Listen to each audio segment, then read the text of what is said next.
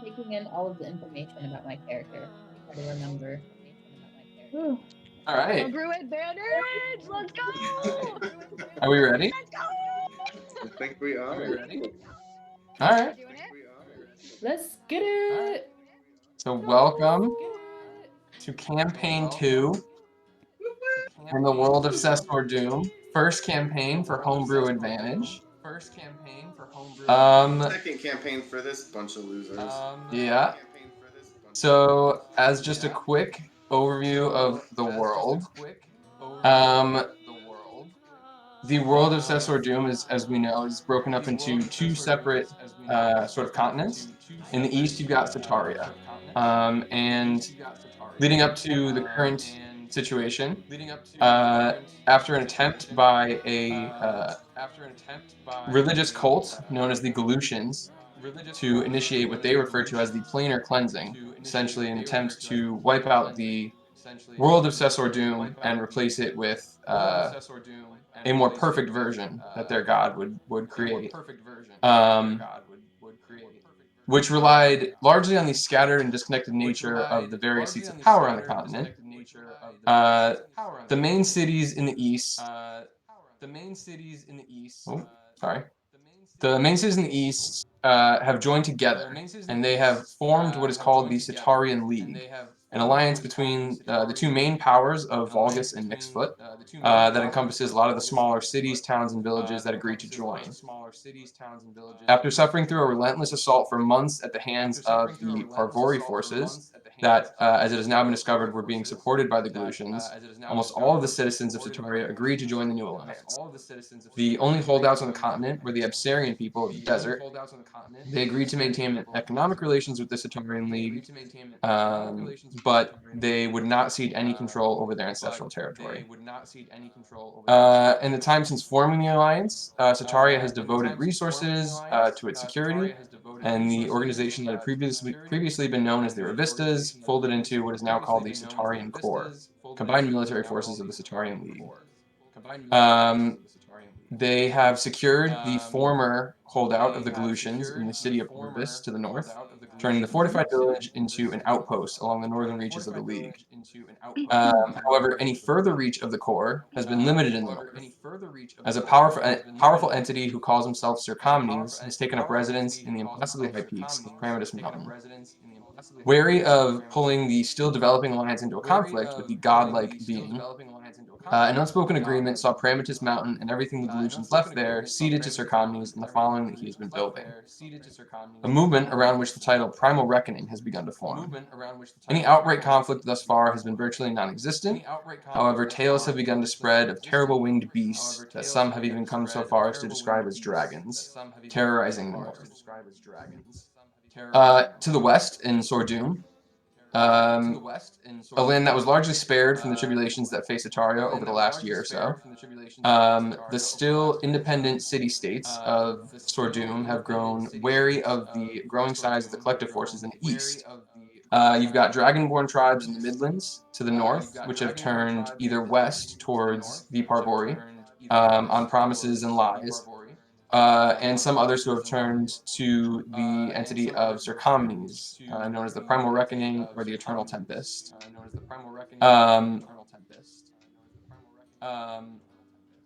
And in sort of the central part of the continent, the Tavoro houses,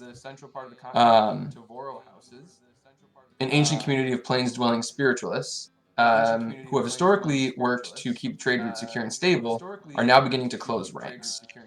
Their concerns, goals, or other intentions are mostly a mystery to the rest of the continent, but most of the continent has also now begun to eye their neighbors with suspicion. Tension in the West has been mounting for a while. Everybody seems to sort of be waiting to see who will make the first play for. And now, after about 30 years since the attempt to initiate the planar cleansing, we come to a change toward new. And traversing the southern expanse of the Transordumian Highway are the characters of Kami and Maeve, who begin to approach the city of Gel Lida, a major metropolis that sits on the coast and on the Transordumian Highway. And so, Kami and Maeve, as you make your way down the road towards this metropolis, why don't you go ahead and explain your characters? Right. Don't fuck it up. Here we go. Want me to go first? Okay, so you see a willowy young lady who looks like she could be an elf. She has long, wild sea foam green hair that's full of lots of braids. And if you look closely enough at her, you could see what could possibly be like an animal eye.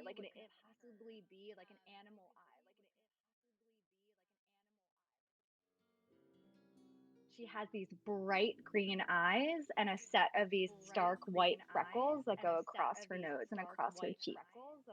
Her front teeth have a little bit of a slight gap to them when she smiles. And it looks like she's had a really tough time. She's wearing like a battered white skirt and this long green skirt. And she has this green cloak that seems to be a really prized possession that wraps around her with lots of pockets. And the cloak is clasped with this diamond that has a blue star in the middle of it. At her waist, she has a thin sword, and on her back, a leather bag. And she's just staring around at her surroundings like she's never seen. She is accompanied That's by. Maeve.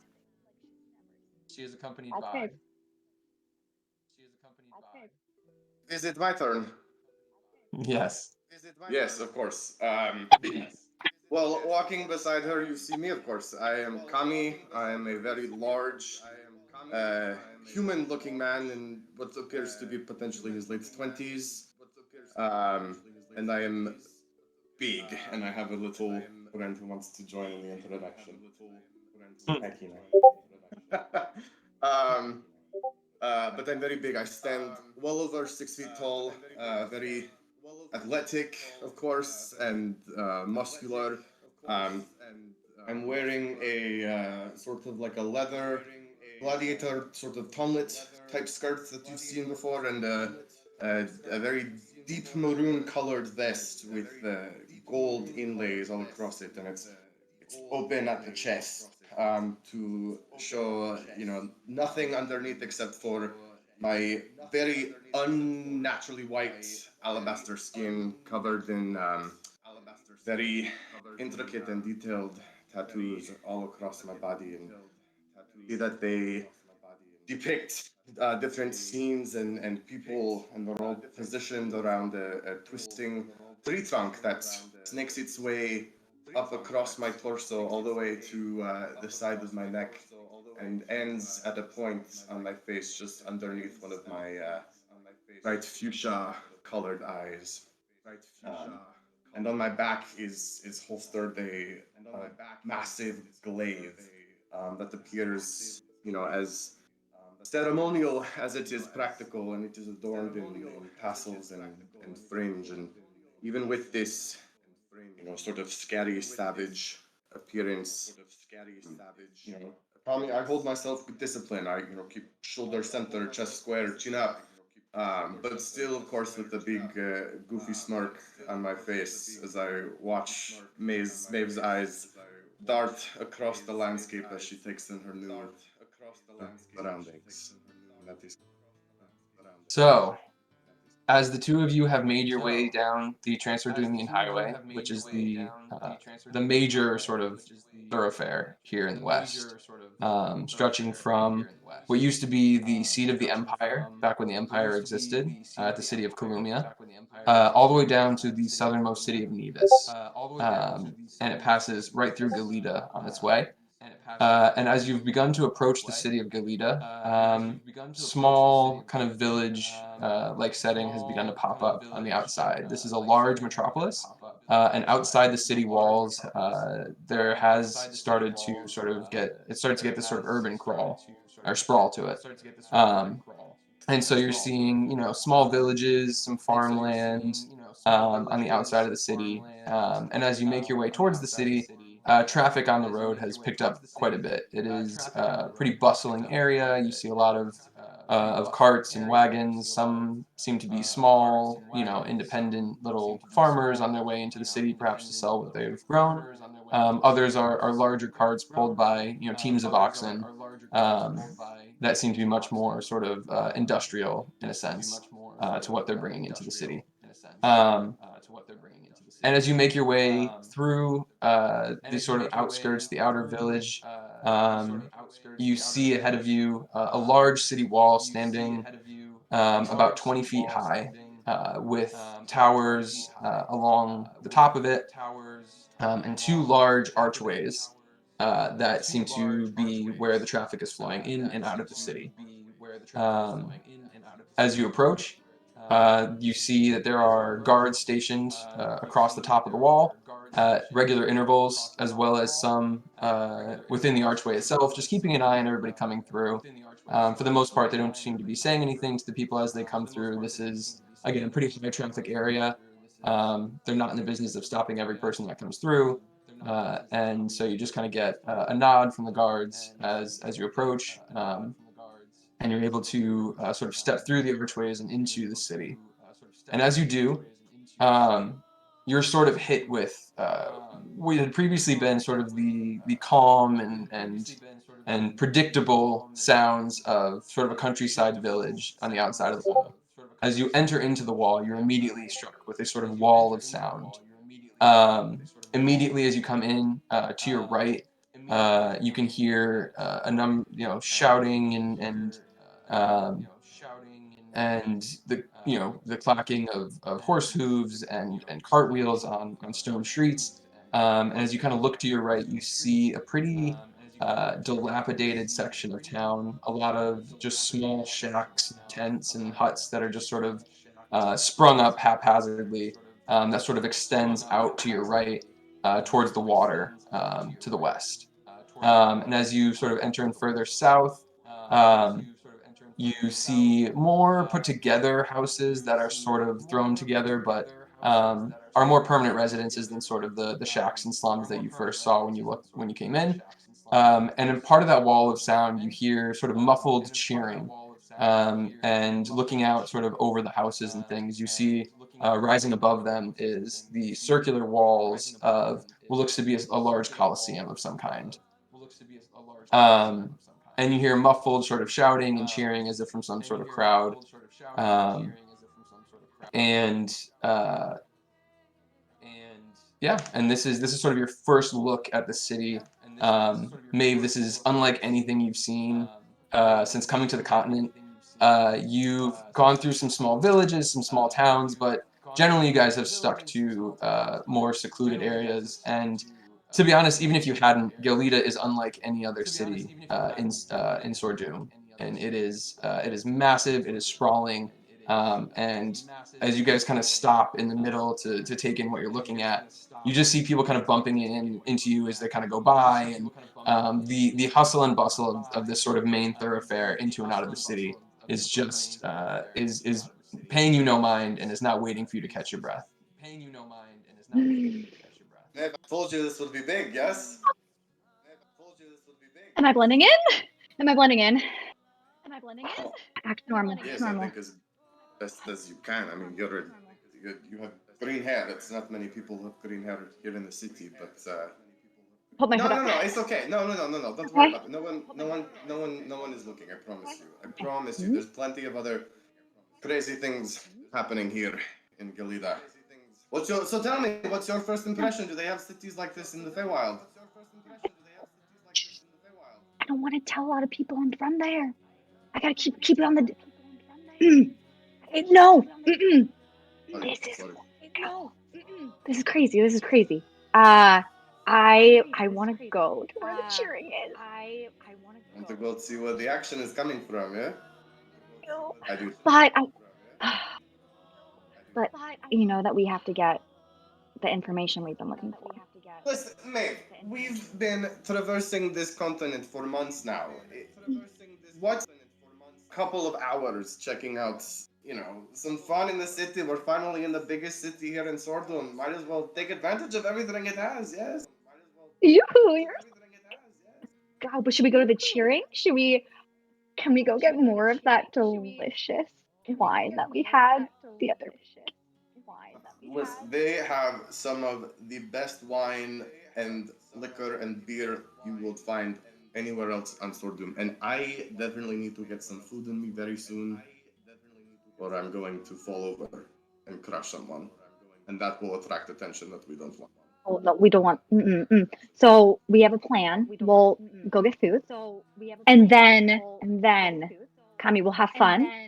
But then I have to get to the Extensia Academy because Yes, no, of course. We'll check out the academy. I'm sure there will be plenty of people there who want to help you do all of your reading and book study time.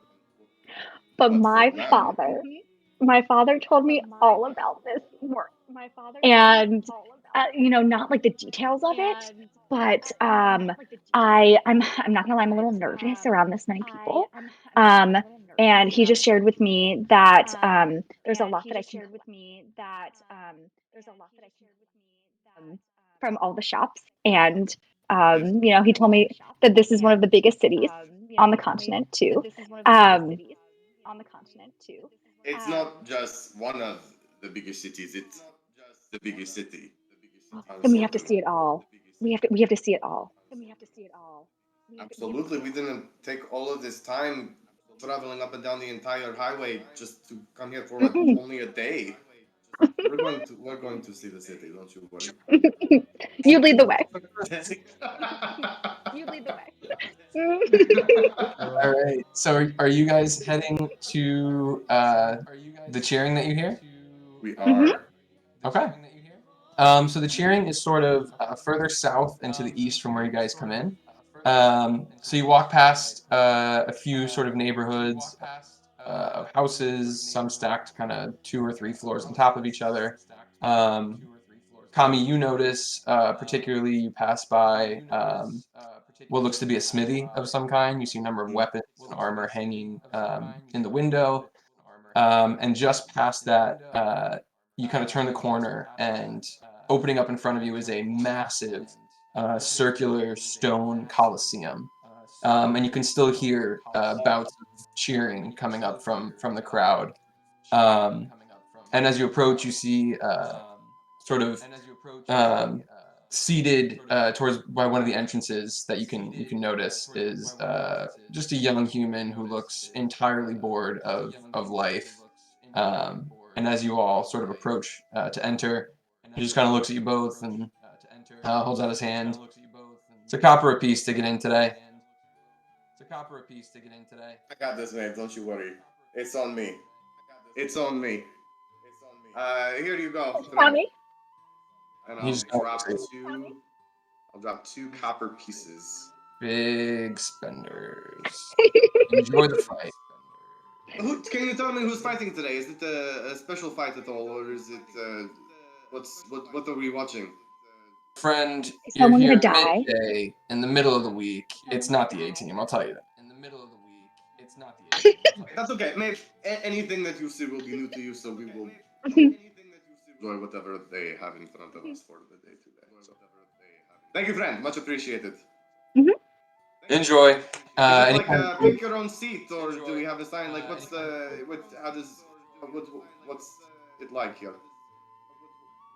Wherever you want to stand, sit. Come in, mate. We're going to the front row right now. Come on, let's go. Let's go. Might I'm even gonna get take her some hand, and I'm just gonna like walk right in, right through, like basically using my body to kind of like push people out of the way as I pull May in. As you come in, you realize what he was talking about. This place is not. It is.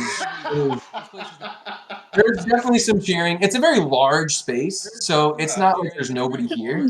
Um, but this is not like you're here in the middle of the week. This is like the people who are not working, who are like got nothing better to do. And the so you kind of make your way in, and you see it's a large circular sort of stadium style seating. multiple rows, goes up pretty high. And in the middle, you see a sort of sand pit that's probably 100 feet in diameter. It's pretty sizable in the middle. And fighting in the middle seems to be a dwarf armed with a hammer of some kind, and a Goliath who just far outclasses this dwarf. Like, somebody gave this dwarf like crazy odds probably to be in this fight, because it is not a fair match whatsoever. And yeah, as you kind of enter in and you start to watch the fight, we're actually going to jump away from you two for a minute. And Zaire, the stench of sweat, blood, all manner of excrement would bother most, but you pay little mind to it as you go about your work here. The crowd today is not particularly large. It's midweek. Most respectable individuals would be working or grifting or begging. But some deviants just can't stay away from the blood sport of the fighting pit. The muffled and relatively weak cheers from the crowd occasionally bleed through from above your head. And you hear an artificially amplified voice piercing through the crowd noise, likely in some desperate attempt to inject some sort of life into an otherwise stale affair. As you sit and meditate among the various tones you've accumulated here, you hardly notice that the noise above you eventually dies down and vanishes entirely. And without so much as the sound of footsteps, you see the familiar face of Basol Fassad come down the stairs. Basol is an Air Ganassi, and you know him as sort of the one who runs the fighting pit, as well as he MCs any of the events and fights and things that happen there. He is a very charismatic individual, sort of long black hair slicked back into a sort of tight ponytail behind his head, and he wears boots that have wings on them that sort of help him flit around the stadium as a magically amplified voice sort of narrates and calls out to the crowd. And he just seems to sort of float down the stairs towards you, but his smooth entrance into your sort of basement dwelling is made less so as he gets to the bottom, and you kind of oh, I'll never understand how you can sit in such a stench down here. He kind of takes his cape that's hanging off the back and kind of covers it.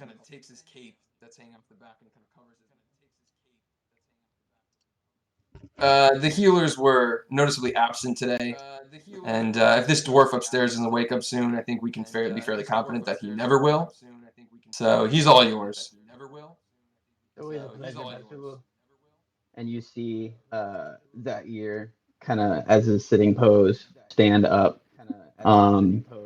He is an Aarakocra, really by kind of origin only, but is in this underground area. Wings, which normally would be displayed out proudly, clumpled together behind his back, kind of scrunched in, wearing a faded gray monk's robe with purple trim.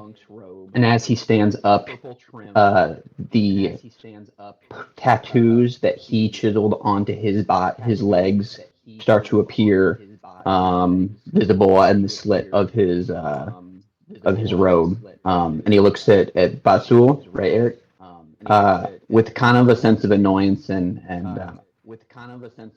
acceptance that he's in his space. But you know, I don't much mind it, but it's not for the faint-hearted, I guess.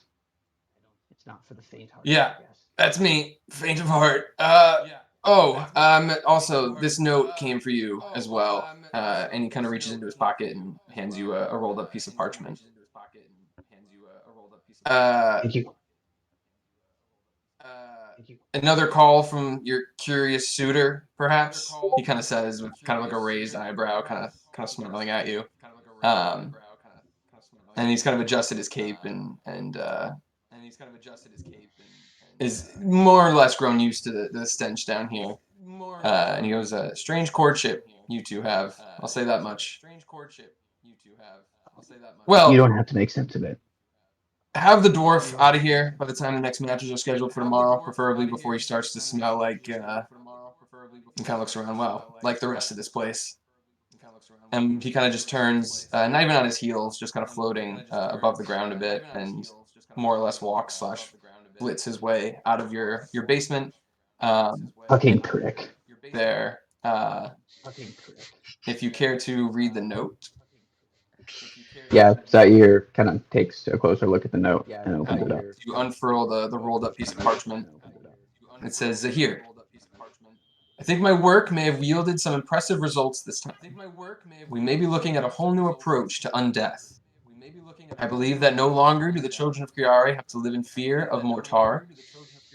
Please, bring me whatever specimen you have readily available, and come see me at your earliest convenience.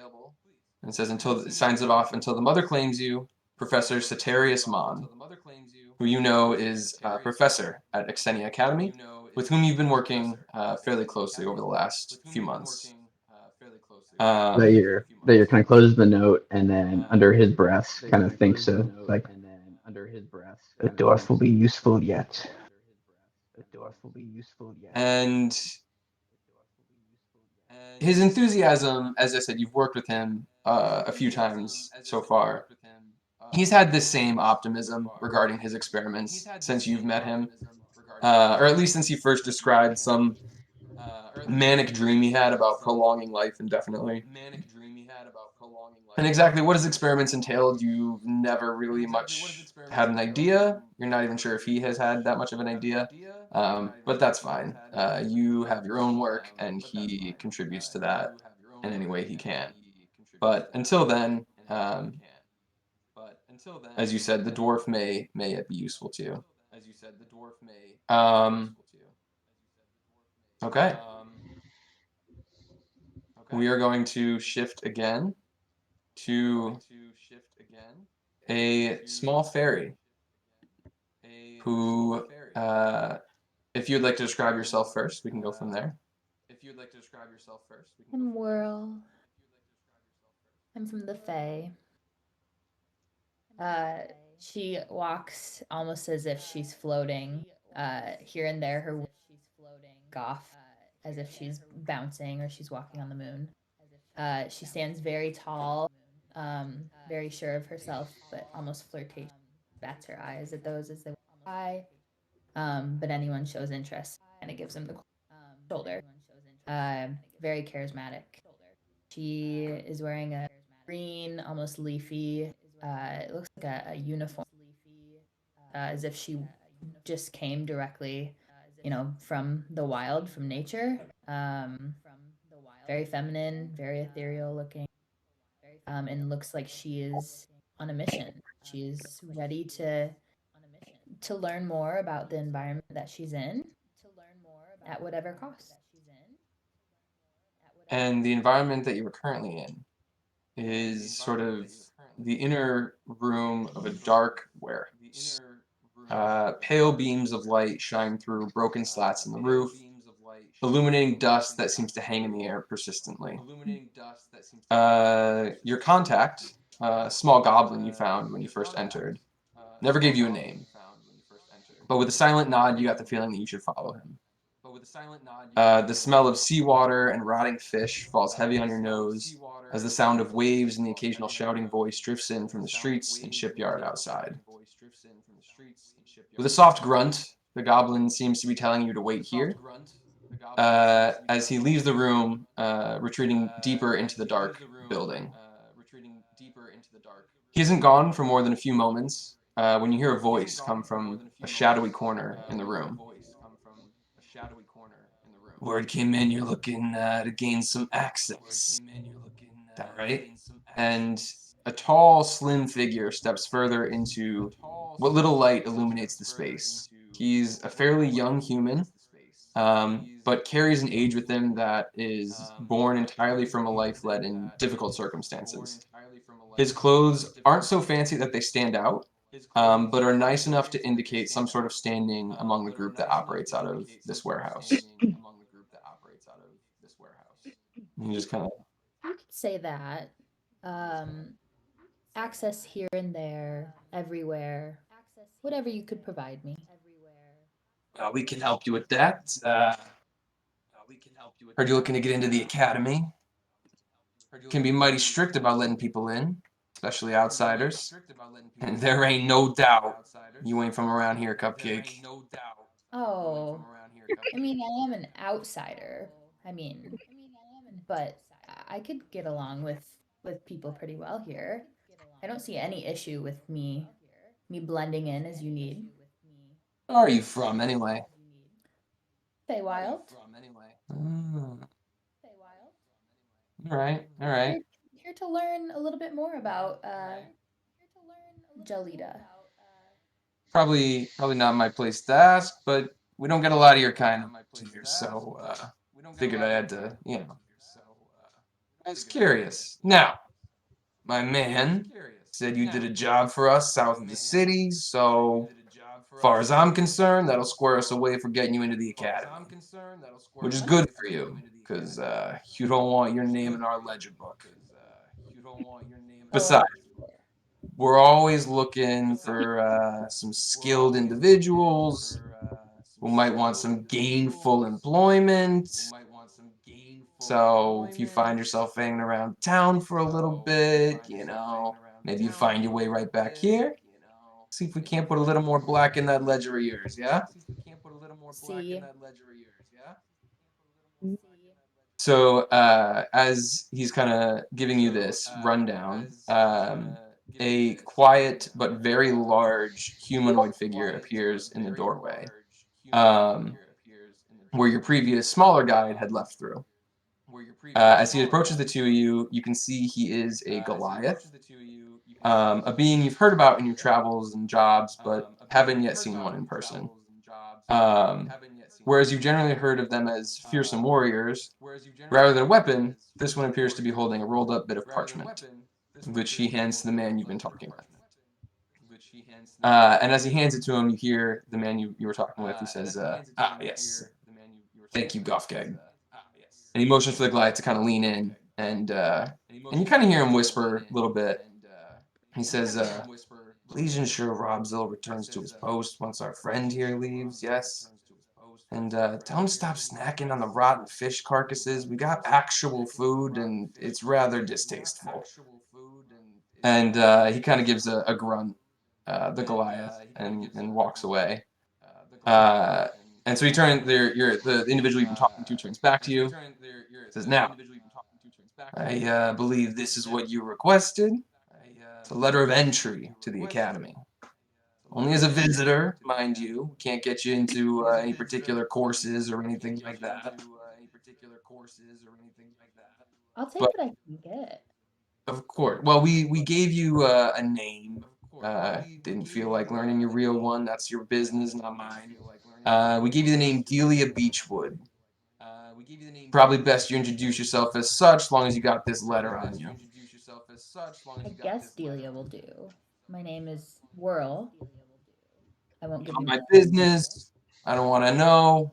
At least while you're at the academy, it might be best you go by the name on in this here document. And there's a signature there. It's a forged version of the headmistress's. Good enough to fool most, but probably be beneficial if you avoid her directly if you can. She's probably gonna be able to tell that it's not hers. Aw, I'm sure we'd get along just fine, but I'll keep it hush. And he hands you the rolled up parchment, and he kind of points down at the signature at the bottom. You see it's got the seal on it, and it bears the name Delia Beechwood. And it seems to be pretty official. It seems like a pretty solid forgery. And As he reaches to give me the parchment, I'm going to look to see if he has a weapon and pickpocket him. okay, are you going to try You and steal should. his weapon, or are you just going to see if he's got anything Whatever's else? in his, yeah, whatever's in his back pocket. Okay. You do see pretty not hidden. He's carrying a number of daggers in his belt at the very least. Excuse me. And yeah, go ahead and make a sleight of hand check. First roll of the game. A D20. Let's go. Yep. D20. Plus, what do I roll? Plus initiative? No, your sleight of hand should be under your dexterity. 14. 14.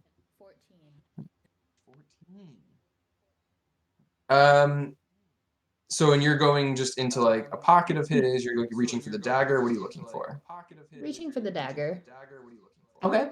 Yeah, with a pretty smooth, you kind of reach with your left hand, and as you're leaning in, kind of like as he's showing you the signature and the seal on it, you kind of stand up next to him, and as you do with your right hand, you just kind of quickly unlatch one of the daggers from his belt, and best you can tell, he hasn't noticed.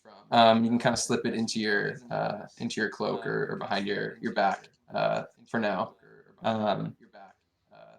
Yeah. And as he kind of finishes showing you the letter, he says, "I do believe this concludes our business. If you're ever looking for anything more, I'm sure another deal can be struck. Now, if you don't mind," and he kind of gestures out towards the door that you walked in through. And as he does, you notice the Goliath and the Goblin reemerge from further in the building and kind of just stand behind him. Okay. Well, thank you for your business and for getting me that access. Be very helpful in my journeys. Best of luck. I don't want to know what it's for, but you come back if you need any more help.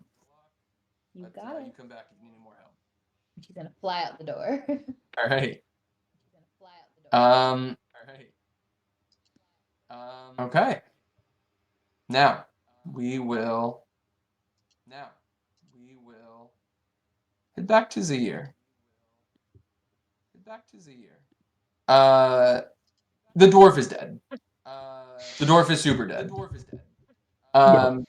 So the way that the pit typically works is there's usually large-scale fights. There'll be people fighting people, people fighting beasts, sometimes beasts fighting beasts. And normally, they've got healers on site to prevent this sort of thing. For the most part, this is for entertainment and in the sort of more high state or high publicity sort of fights and things. They're going to make sure that nobody's usually kind of kicking the bucket too frequently. It happens, but for the most part, they'll have healers, usually students maybe from the academy, and the restorative arts will come over. They got professional healers for the really big tournaments. But on days like today, sometimes the healers are busy, and yeah, this dwarf didn't stand a chance. He's absolutely killing me. Just the dwarf is dead. Yeah, no, he do be dead. He's very dead. And as you sort of collect the body of the dwarf, you make your way into the your regular route that you've taken before, through the sewers and tunnels beneath the city streets, from the arena in the north to the academy to the south. The old basement ruins still show where the original frame of the academy sat, carved into the city's flesh. It used to be a smaller, more dedicated establishment, but once the academic interest grew alongside the city itself, a new, more grandiose academy was needed. But the remains of what came before still slumbered dormant beneath the feet of the living. And you carefully pick your way through the crumbled bits of rock and debris. Eventually, you come to what can only generously be described as a set of stairs, dragging what's left of the dwarf from the pit. You delicately... As I'm dragging him, like his head is hitting every step. Thunk, thunk, Oh, thunk, thunk. You, not so delicately, pick your way up the stairs, going to a hatch door at the top. Again, all very familiar. You've taken this a few times, and as you push it open, you step into the workshop of Professor Mom, moving aside the table that is generally placed to cover up the hatch, opening before turning back and hauling the bag with the body of the dwarf up into the workshop and onto the table.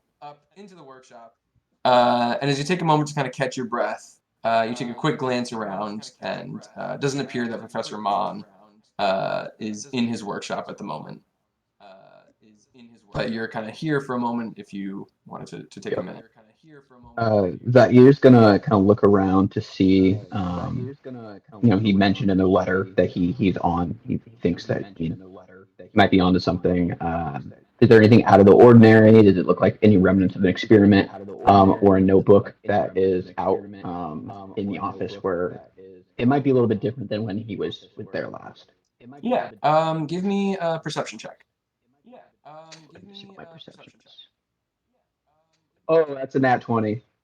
Okay. Terrible, First nat terrible way 20. to get the first nat 20. I need to get the I need the air horn. I need the air horn Let's for the stream.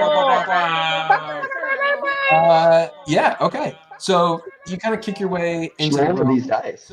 Shut the. Yeah. I know, you got to keep the dice. That's good mojo right there. Keep the dice.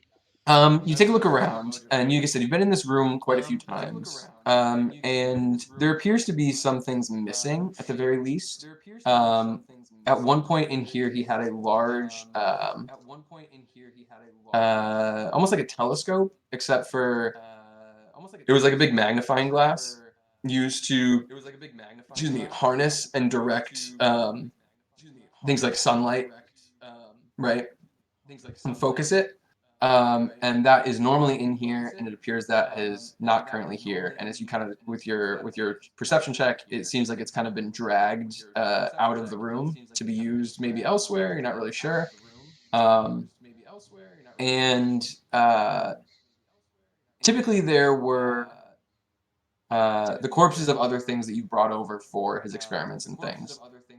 They would typically be in this room, similar to how you're leaving. You were planning to leave the body of the dwarf. And it appears that like the last thing you brought over were a couple of corpses of some crazy beasts that were being fought in the pit. Creatures known as cave fishers. They're almost like large kind of scorpions that are pale white, and they exist in caves. And you brought those over, and the bodies of those seem to be gone. Not in value, like a somewhat valuable kind of commodity. Like you're almost kind of annoyed that they're not here. Like, what the hell's he doing with it? Like, I could have sold those way better. Like, but those appear to be missing as well. He kind of just takes a note of that and chalks out to, or either ask him about it the next time he sees him, or kind of keep it in the back of his mind. Okay. The door to the workshop is also currently open, leading out a space you're somewhat familiar with. Like I said, you haven't really come here to attend classes necessarily, but visiting Professor Mon, you know that the office sits off of his lecture hall, his classroom, and you know that is through that door. That's open, and you've got the hatch below you. He kind of looks. Zaire kind of looks at the hatch, just coming from like the sewers, and like looks out to the other doorway, and just like sniffs his armpit a little bit, and then just like starts to walk out the main exit. Like he's fed up. Like he's. I mean, he makes the affront that he's used to the smell, but like he just needs something different. Okay. All right. Let's refocus once again. Ziggy. So tough to see you at the moment, as you find yourself in a familiar, if not uncomfortable, place in Professor Siske de Mink's closet. Dope. Yeah. There have been plenty of times you've had to hide out in her office. Sometimes just to crash, or if her lesson was particularly boring that day. but rarely have you had to cram yourself into her small closet, packed with books and knickknacks and coats that must be older than the academy itself. But when the headmistress drops by unexpectedly, it's sometimes the only place you can go where she wouldn't immediately have you thrown off campus. But if we could see you packed in this small closet, what would we see? You'd see a really large humanoidish figure, kind of like a flat buffalo face, and just very hairy. Just like very fuzzy white hair, but very, very dark, almost like night sky black skin. Um, and his eyes are just these kind of like two jewels that kind of shine like bright stars on his very dark skin. He'd be kind of just like honestly trying not to like mess anything up in here because like yeah, she's a good lady, she lets me hide here, I don't want to fuck her shit up, so like I'm just gonna like just chill here. Do I hear the headmistress outside of the closet?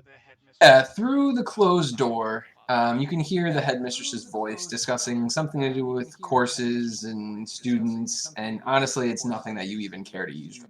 Your mind just kind of starts to wander, and you fall into your own thoughts for a while until eventually the closet door opens. And as it opens, you're just kind of like perched, kind of like up against it without trying to kind of touch anything or make anything fall. And you see Professor Demink sort of stands aside as she allows you to sort of crawl out of the cramped space. Yeah, thanks, Prof. Sorry about that. You see she's an older human with lines on her face that do little to mask her age. She says, "So sorry, dearie. Seems the headmistress is concerned about some of the most recently admitted students. Oh, it's not your fault at all, bro. She wants to make courses of study continue to reflect the high academic standards of Xenia Academy. Yeah, But, okay.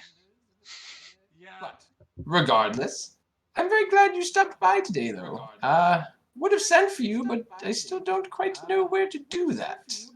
Yeah, no, that's fair. Most of the time I'm up in the observatory. The astronomy professor lets me like crash there. She is the astronomy professor. Oh, she's the astronomy professor? Oh, Yes. dope. Yeah, I'm up in the observatory. I tell everyone that you let me sleep there, but I do that. No one ever goes up there. So it's nice. I can see the stars. It's cool. It's mostly just me these days. Oh man, you should join me. Like there's some like a really good view from up there. Like I don't come to cities much cuz like you can't see the stars, but like pretty dope spot there. The academy was built with that in mind. Regardless, Professor Mon requested my assistance with a matter he didn't fully disclose. As far as I know, he's still obsessed with prolonging all our lives. Although at my age, I'm starting to feel like we should really be asking why. Hey man, just gotta spend your time how you want, man. If this isn't making you happy, find what makes you happy. Oh no, astronomy is still what does it for me. Well, does it for me too, bro. Can I help you with shit that he needs done so you can, just chill? Yes, he seemed to think that moonlight or starlight or the positioning of one or the other might play some sort of role in what he was trying to accomplish. It seems entirely absurd to me, but then again, I'm sure most of astronomy sounded that way at one point or another. I mean, I can make Starlight. That's not hard. Certainly, I don't know what he claims to be doing over there. Would you care to escort me to Professor Mons to see what in Creari's kingdom he might be working on? Sure. Let's go. Very well.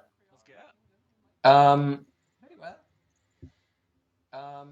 so you follow with Professor Demink, the astronomy professor, through the halls of the academy that you're pretty familiar with. Like I said, you've spent a fair amount of time here.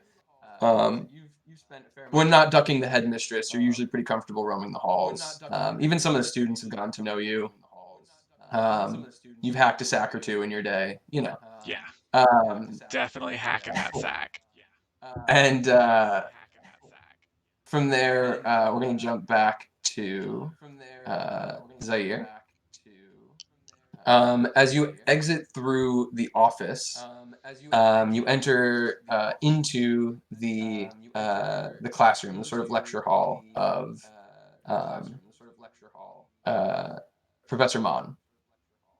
And as you enter in, you see the familiar room, which is made up of about 2 or 3 long tables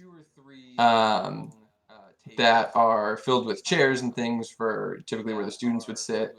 And they all are sort of long way facing towards the front of the classroom, where you see the professor's large kind of table up front and bay sort of windows that go around in a sort of semicircle at the front of the classroom.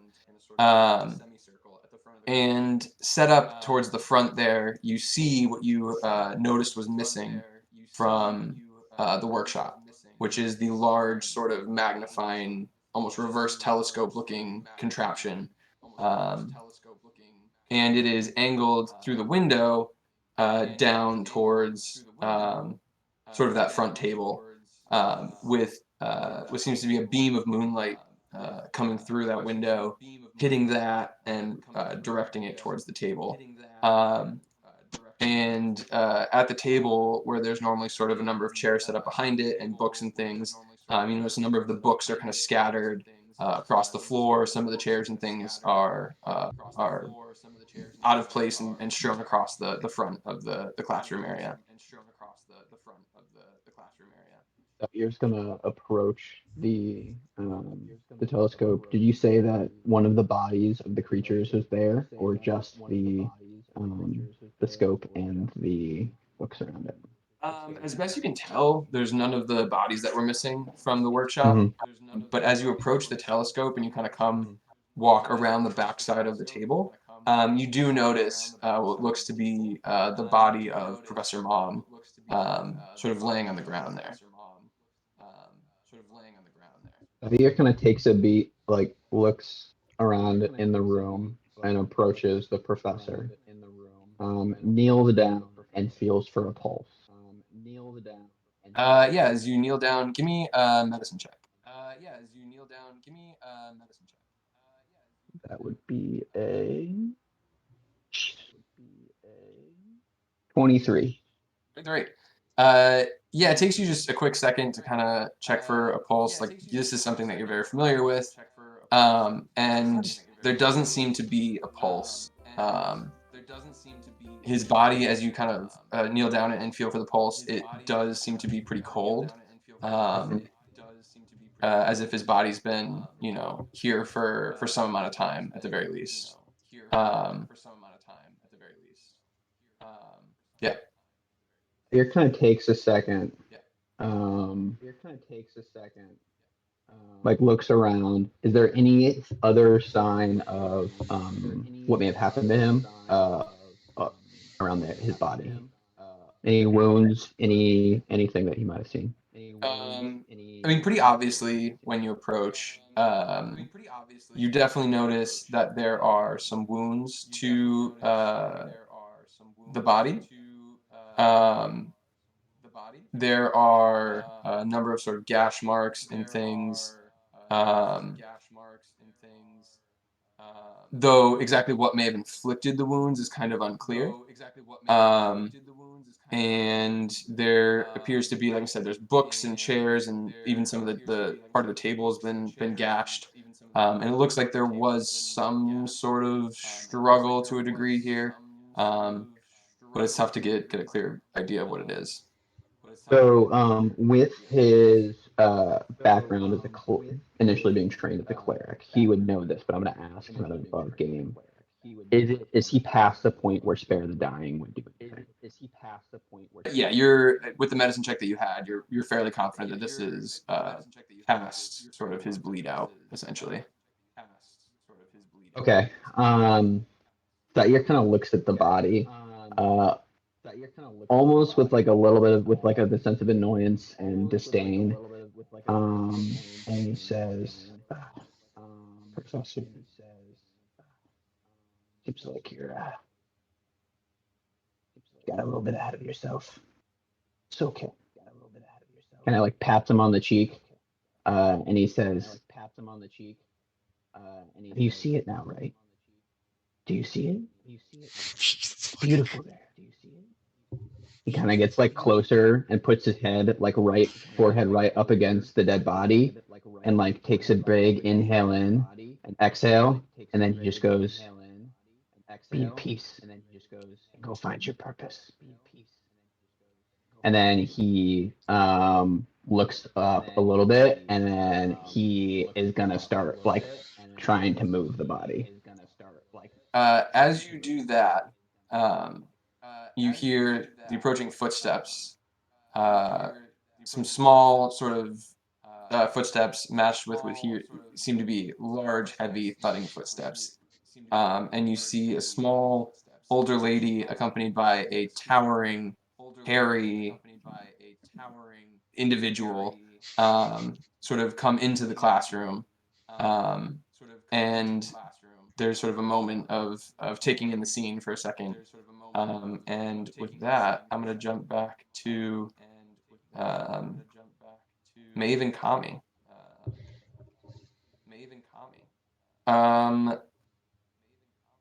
Where are you two? There we go. So after your day spent in watching the fighting at the pit and getting food around the city, you've eventually made your way to the library, which yielded not quite the results you were looking for, and eventually to the academy.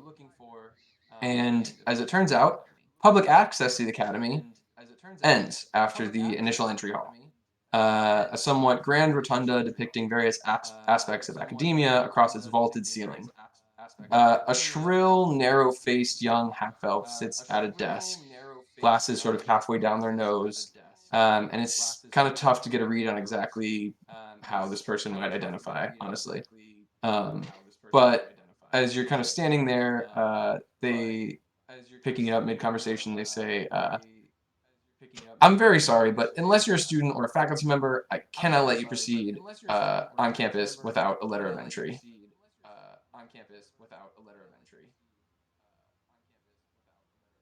Listen, I just had to sit through the worst fight I've ever seen. It was the best fight I've ever seen. Maeve, listen, Freckles, that was not the best fight you've ever seen. I could walk out into the alleyway and pick a fight with any stranger and it'd be better than that shit that they gave us in what they call the arena. Listen, You could beat them. Yeah. Oh, I know I could do that. Listen, don't. It's not. I'm not even worried about it. But here's the problem. Came all the way from the northern part of Sordum to come to your academy to get some information for Freckles here because she traveled a long way to get some answers. What do we need to do? Do we have to be? You say you can't allow it to, students only. We'll become students. I'm studious. Don't I look studious to you? Oh, of course, obviously. Can I ask what it is that you're looking for here at the academy? I'm curious as to what business a Tavora warrior and what appears to be a Satarian elf have here at the academy. You said you've been to the fighting pit. That's always a great place to go for. I'm sure you'd be very popular over there. Yes, I'm sure I would be as well. Better than whatever was there today. But that's not why we're here. Freckles, I don't know. Tell her what we need. I'm not in the mood to deal with this. Tracy, Feel remarkably uh, uncomfortable. I'm a little bit of a scholar myself. Uh, you know, I've spent my entire life in a library, and I just heard about this academy, and that it probably has the answers that I need because I'm trying to learn a lot about a lot of things. But I'm really trying to learn about some stuff that's really important to me personally, and I can share that personal information with you if you want it or you need it. But we just need like 10 minutes in the academy. It's all we need. Like She likes history. It's like she's like a history person. You know, she likes stuff that happened a long time ago. Mhm. Without a letter of entry, I unfortunately can't let you Here, you in. know what? I can solve our problem right here, right now. Do you have a piece of paper? Yes. Can I have the piece of paper, please? She hands you a piece of parchment from her desk that she sits at. Then Kami takes a quill and in big blocky letters writes, Kami and Maeve are hereby granted entry to the academy. And Maeve casts prestidigitation on it so that it looks like a beautiful, like well-crafted, like very letter. I Official. hereby present to you our letter of entry. They kind of take it and kind of look at it for a second. She goes, if you'd like to leave a message for somebody here at the academy, I'd be happy to pass that along for you. Perhaps Professor Slavuli of Cultural Studies. Where can I tell them they can call for you? Where are you staying? I guess we're staying. We haven't got our lodgings yet. We just got here earlier this afternoon. Perhaps, I don't know, is there a lodge close to the academy that we could stay at? Well, there's Terrell Bluffs. Well, there's the Inn of the Visionaries, which is nice and just nearby. Though perhaps the Inn at the Ale House might be a better fit. A bit further away, but might be more suitable. Freckles, what do you think about staying at the House of the Visionary? That sounds like could be what happened. Sounds like it could be a lot of fun, but I don't know if we want to go there now. I mean, you look like a very, very, very kind person. And when you look at us, what do you see? Because we are just here to get some information. And we also are people, we have kind hearts. We have They traveled far. they We start don't kind of know like how to get a letter. shuffling pages around, trying to sort of almost like start taking down a message or look for something. And as they do, you hear a scream come from down the hallway behind this person, um, whose job you still aren't quite sure about. You're really not sure what they're doing here.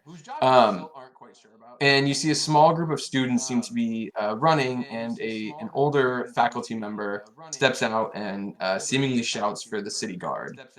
Um, and Whirl, you have been here just kind of strolling through the halls of this academy, just kind of taking it in for a moment, and you hear the same commotion going on. And uh, Zaire, uh, this woman and her large friend enter into this room, sort of take it in for a moment, and then she immediately sort of screams, gasps, and runs out and starts calling for the city guard. As Ziggy, you stand there just kind of like not really sure exactly what's happening here at the moment. Zaire kind of sees him and goes, uh, "Can you help me move his body back into his office?" Whirl's walking. Michael, if you were talking, we couldn't hear you. Yeah, we don't hear you, Michael. Whoever is he dead right now? Yeah, he's dead. It looks like Like how dead? Like off super of the dead, or wounds. like that just happened? Yeah, he's dead. He's dead. But based off of his wounds, it looks like, I mean, he was running experiments on what Eric, what was it? What were they called? Eight Fishers? Yeah, the ape fishers. Ape fishers. Yeah. Well, I want to figure out what happened. So, can you help me move his body? It's he. I told him to lay off of all the food, but it's just he can only because he just eats, and I can't lift him completely. I mean, I'm not too strong, but I'll try, my dude. So I just Dangerous. do it. Oh my god, you have It, minus one strength. Whirl, what were you saying? Whirl just kind of comes strolling into the room and says, "Don't move him." She's going to walk up to his body and literally just pickpocket him completely. Take everything out of his pockets as they. Come on, dude. He's already dead. Don't do him like that. I don't Doesn't know. need it anyway. Do you even go here? Kind of go here. I sleep here most of the time.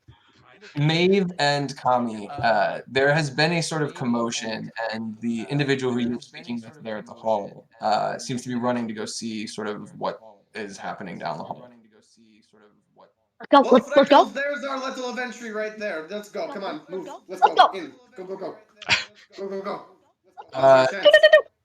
Ziggy, Zaire, and Whirl, as you are, so you all watch as this just seemingly fearless small fairy creature just walks in and just starts kind of delicately, just kind of like looking through his stuff, picking through. There's not really anything on his person for the most part. Uh, some blank scraps of paper, a quill, right? Looks to be a key to probably his office or something like that. And all of that. And as you're kind of going through it, and as Zaire and Ziggy just kind of like looking at each other, like, who the hell is this bitch? Um, you hear a sort of clicking, like a sort of a and it's coming from sort of one of the upper corners of the classroom. Um, and as you kind of turn to look, you notice Zahir, what was once the dead corpse of a cave fisher. You see the zombified corpse of it just hanging in the corner. A large creature, sort of in the dark corner at the top of the classroom, and uh, it's just kind of staring up making that sort of clicking noise down at you. I kind of look. He kind of like sees it, like nods to himself, and looks back at the professor, and just goes, "At least she died. At least she died." And the cavefish that you're kind of looking at kind of keeps clicking, and then Ziggy, as you're kind of just like looking around from an entirely different direction, you hear more clicking, and you see a sort of white, almost like spider webby filament come shooting out of a different corner, Oh and shit. it sticks onto your arm, Ziggy. Uh, And I need you to make a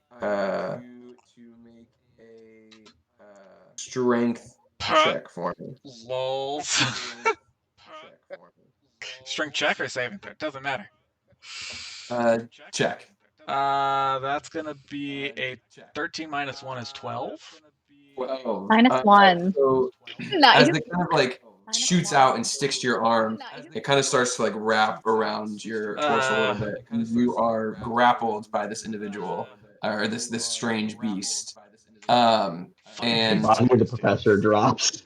Yeah, just yeah, dunk. Like, oh, and I think I'm gonna need the three of you to all roll initiative. All right. Maeve and Kami, are you making your way towards the commotion or away from it? I mean, we're in. We're in, but it seems like people need help. You like to protect people? What do we do?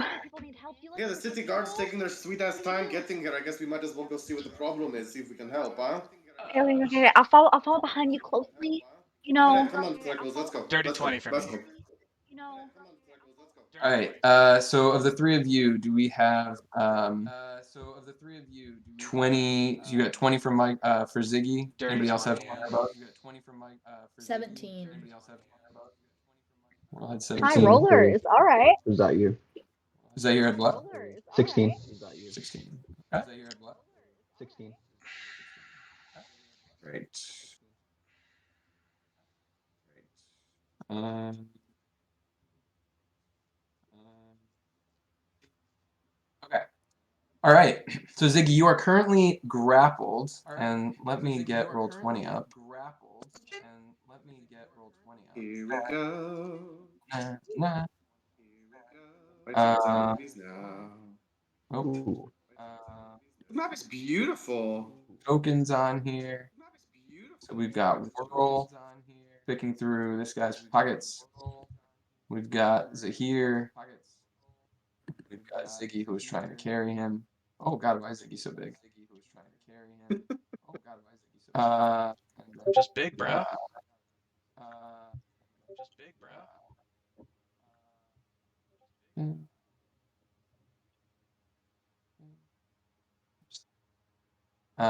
Got a cave fisher up in this corner and a cave fisher down in this corner. We're currently on roll 20 if you guys are looking for it. I'm there, but I only see Sessordum. It's not Sessordum. It's a It's, different. it's a different campaign. Yeah, it's Mhm. Homebrew Advantage. Yes. Mhm. So this guy shot his spiderwebby adhesive filament at you, Ziggy, and you are currently Gross. grappled by him. Not cool, dude. That just means speed 0. Yes. Cool. In that case, I'm going to look up at this creepy thing. Do I know what this is? Like, I know you've been saying the name, but like, does Ziggy recognize what the hell is going on? So it is probably not something you would have had a ton of experience with because they typically are subterranean, and you are very much like to be sort of north of the ground and look at the stars and things. These are cave dwelling, large, sort of almost scorpion-like creatures. So like they're clearly aggressive, but you don't have much else Alright. as far as knowledge on them. Well, not cool, dude. And I'm going to use my bonus action, and I'm gonna assume my starry form. And so what the two of you see is wherever my skin is becomes dark, even darker than his skin already is, almost translucent. And if you stare long enough at it, you could swear that you like see a starry background. And he's gonna start glowing. His eyes at this moment are bright. Where there was an iris is now just bright and shining a bluish light. And from the light in his eyes, like constellations, lines appear on his body, glowing and uh, glowing harder at the joints. And he's going to just reach out and shoot a bolt of radiant energy at this fucking spider. All right. Go ahead and make your attack roll. That is a 12 plus 5 is 17. 17 hits. Go ahead and roll damage. Dope. Oh, it's plus 8. Even better. Okay. So 1d8 plus 5 radiant damage. So that's going to be a 5 plus 5, so 10 radiant damage. All right. And with my actual action, I'm going to hit it with a guiding bolt. Okay. All right. Hang on just a sec. Make sure who's got this. See if this works. All right. So you kind of reach down. You almost kind of like grab the filament that was hitting you, and the radiant energy sort of like travels back up it and strikes it. And then you throw your guiding bolt right behind it. Yep. So that's a 13 plus 8, so 21. So it hits, and then 4d6 radiant. So 3, 7, 12, 18 radiant damage, and the radiant energy that's traveling up that stream now makes it start to glow. And so the next thing that attacks it gets advantage on the attack. Yeah, it's got a very sort of pale body, and so once it kind of gets hit with that radiant energy, it's almost like shining like a black light on it. Like it is now sort of like glowing in the corner of the classroom. And it kind of recoils, and you feel the sort of filament that's attached to you sort of pull you a little bit as it kind of recoils from it. But you are still grappled by it. Yeah, for sure. And I'm just gonna yell, like, hit this thing! It's got me, dude. Like, I can help, but like, if I'm dead, I can't help. Super echo going on. Is that just for me? Yeah. Yeah, I can hear it. Yeah. That was really weird. Okay. Yeah. Yeah. And so after that, it is Whirl. You're up. Oh, I think. You're also muted. Well, you're muted. Boo. I'm done. Big Whirl vibes there. Classic Zoom vibes, yeah.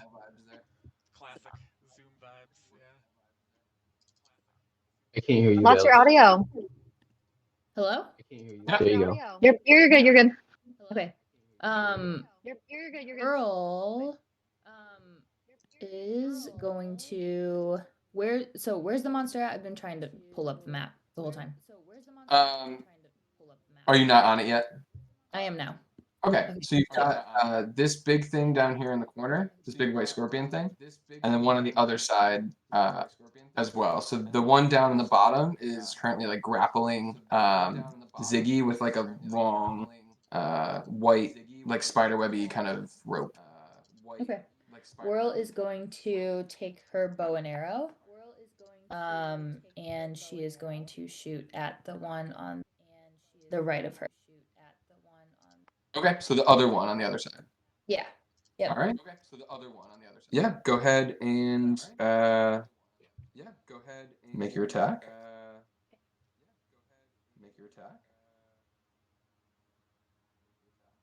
Ooh. 13. 13 misses. Mm. You get a good line on it and you kind of hit it, but these things have these sort of like almost like giant exoskeleton kind of shell armor on the outside, and the arrow kind of just bounces off of the sort of rounded surface of it and skitters onto the stone floor further into the classroom. Okay. Am I able to use my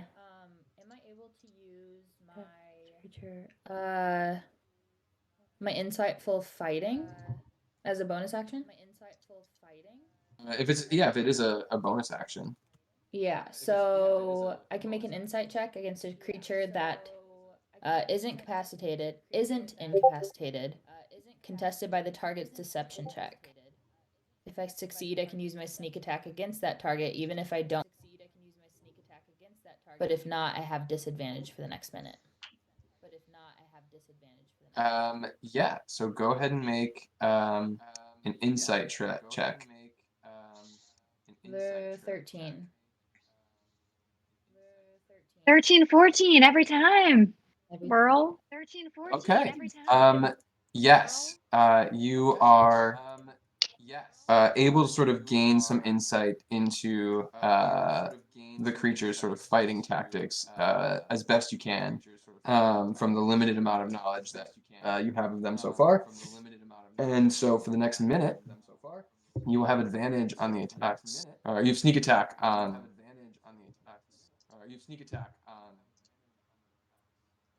Michael. Do you want to move at all? No. I'll just stand there and kind of sigh and roll my eyes. Okay. All right. With that, then Zaire, you are up. So I see.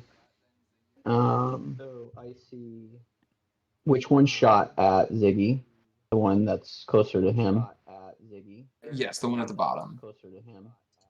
So I'm going to initially right now.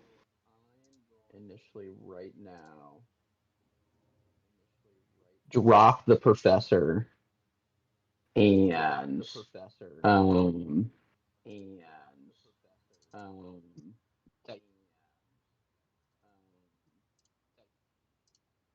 kind of crumpled, spread out in the reflected in the light that's coming in through that big window. And then it narrows like kind of almost like a racing V, and he flings himself in the air, talons first at the scorpion thing to Okay. do a talon unarmed strike against it. As you go to move, the corpse of Professor Mon is going to take an opportunity attack against you as it starts to sort of twitch and convulse and rise up. And as it starts to do that, and you fly away, it's going to take an opportunity attack against you. Okay. Um,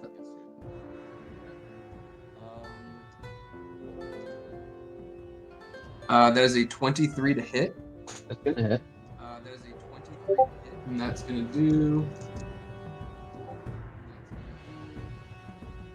10 necrotic damage. Okay. But you do manage to fly away towards it, and you go and make you're going to make a talent attack against the fissure, correct? Yeah. Hold on. I mean, yeah. So as he flies, he kind of sees he gets hit and sees the professor's awake. Yeah, you see, as you kind of look down, Yo. the sort of corpse of the professor. That's The what No. No. Get the Oh, fuck out. Two of the three dice rolls so far. Somebody check that Spend them all die. early when it's still Someone's easy in the cheating. campaign. So I could, yeah. Okay, that's against the fissure, correct? Yeah. So I'm gonna roll double the die, and then I was going to also I deal necrotic damage as well with it. So would I double that as well? Yeah. Any of the damage Okay. dice you roll, you'll double. It's not dice. It's when I hit a creature with a melee attack, I can deal an extra 9 points of necrotic damage. So that wouldn't be doubled. It's just if you're rolling dice, you'll double the dice. That makes sense. Did you say 9 points? Yeah, I have to spend key to do it, like my monk inner guidance. One check. That's a 17 plus 9. Yeah, that'll hit. Yeah. And then since Oh, you already had your hit. That's the damage, you mean? So that's the damage. So it's 17 7 plus 9. regular So 26. and 9 necrotic. 17 regular, 9 necrotic. Okay. So you kind of the necrotic damage it resists the necrotic damage to a degree, as this is no longer the living form of the creature that you dragged here at one point. It is now a zombified version. So it will take the 17 and then it'll take another 4. How's it looking? I mean, definitely not great. Yeah.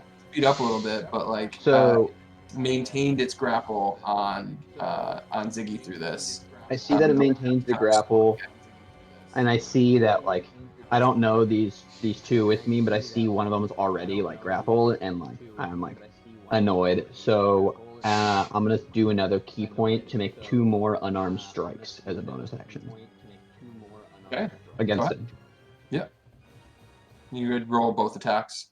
It's a 23 and a 14. 23 will hit, 14 will miss. Okay. You got one of those. That is just 7. 7 more points of slashing damage, I'm guessing. From your talons. Yeah, I would assume so. Look, yeah, it's slashing. Okay. Yeah, so you kind of just like, you guys who are in the room too, you see the bludgeoning sort of fly out. He dashes up towards this thing in the corner and just starts kind of like clawing at it with his talons pretty ferociously. But you also notice as he went to go move, what was at one point the corpse that was sitting in the front of the room, eyes now glowing a deep sort of blue, and the claw that he reached out with and swiped at the Aarakocra with sort of has this ethereal sort of blue energy surrounding it as it dug into his leg as he flew away. Did not nothing. It definitely did some damage to it. And with that, we go to the cave fishers. I gotta roll initiative. Nah, fuck that. Strength of 8. Yeah. Okay. So one of the fisher that was just kind of fighting with that Zihirj was just hitting. He kind of like thrashes his head, and as he does, he retracts the filament that's grappling Ziggy. And Ziggy, I need you to make a strength saving throw for me. Wonderful. That will He's really be. good at those. I'm really good. That's a 4. -1. That's a 4, Four. baby. Wow. You're so So strong. you So feel strong. yourself just yanked off your feet and pulled directly up into the corner with this thing. And he makes 2 claw attacks against you as he kind of pulls you up. That's rude. So we're gonna do those, which are gonna I be. will. I'm gonna use my reaction to use my Cosmic Omen, which I rolled at the beginning of the session. It was odd. So whenever a creature you can see within 30 feet is about to make an attack roll, I can use my reaction to roll a d6 and subtract it. So I'm gonna do that. Okay. It's Against before the you first roll. one. Yeah, so it's before you roll. So Okay. 5. Okay. So the first attack is a 17 plus 5 minus 5. So 17 total. Yeah, that'll hit. So the first one you take 8. 11 points of slashing damage. And the second attack is a 12. That one will miss. So that one misses. So he kind of brings you up, hits you with 2 quick claw attacks, but then immediately just retracts the filament and lets you go, ending the grapple, but you fall about 25 feet to the ground. So give me a dexterity check. That one I'm decent at. That one I'm fall. decent at. Yeah, so that's a 16 plus 3, 19? 19. Okay. Yeah, not too much that you worry about there, especially with how big you are. The sort of 25 feet is somewhat less for you, and Sure. so you kind of just like take a heavy thud to the ground, but you don't take any damage from it. Cool. So Um, how much damage total was it? It from falling, Yeah, no, just total. 11 from the Cool. slash that he hit you with. And then he is going to kind of skitter sort of around the back of this, which is here. You are actually up here by him. So you'll get an opportunity attack, and Ziggy, you're over here now as well. But Zir, as he kind of skitters away, you would get an opportunity attack against it. I will take the opportunity attack. All right, go ahead. I will. As he skitters away, I'm going to. One second. So it's running away right now? It's kind of like skittering sort of around this wall here and sort of out towards the hallway. Oh, okay. But it pulled me to it, right? So do I get an opportunity attack on it? It pulled you towards it, but then dropped you. Oh, okay. So it's still up there, skittering away. Here is like flying up Gotcha. next to it. Oh, okay. I didn't know if it was on the ground as well. Cool. As it Up in the corner. moves, I'll just reach back out with my talon to strike it. Okay. And make your attack roll on that. Oh yeah, hold on, attack roll. That is a 18 to hit. 18 hits. And that's 10 damage. 10. Okay. So you kind of, as it's kind of fleeing, you get one like kind of swipe at it, kind of catching one of its back legs, and it almost sort of like starts slipping down the wall as you kind of kick one of its legs out, but manages to kind of just scratch and claw its way around, kind of giving that sort of clicking sound as it kind of like desperately tries to scramble away.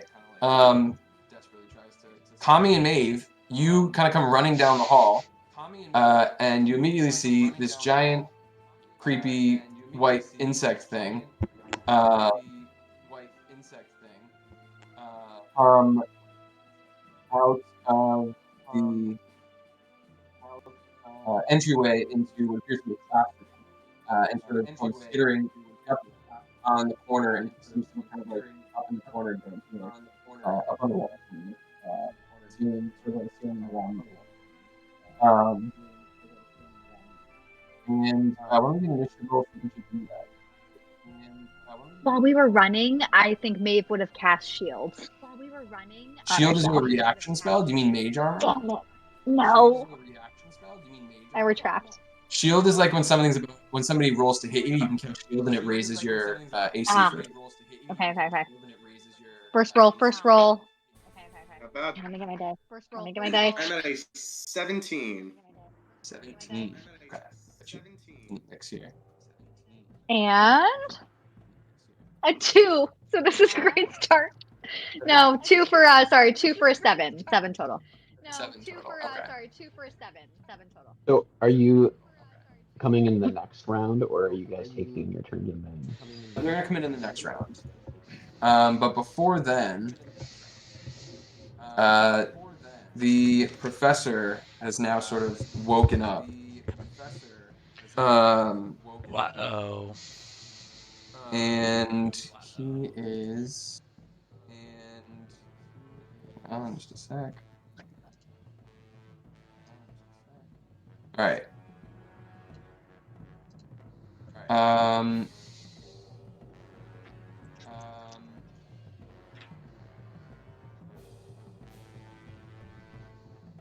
So he is sort of stands to his feet, sort of the broken sort of husk of the professor, and that sort of ethereal claw that had reached out and struck Zahir before is now going to sort of extend its hand out towards the two of you in the corner, and it's going to cast Hunger of Hadar Oh. in the space right next to Ziggy. And as it does that, you see this sort of small sphere of sort of black energy sort of start to form and grow, and it grows into this large sort of like, it's tough, it's got like motion to it, like this swirling mass of dark energy, and there's sort of a wind that is generated around it, and you can start to hear this like cacophony of whispers and almost like slurping noises, and just very disturbing to kind of to the ear. Sounds good. And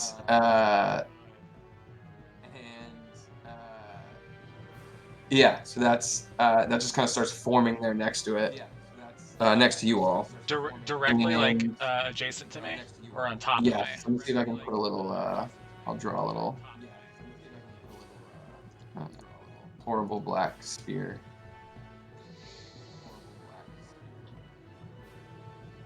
Alright. Fuck that guy. Ooh.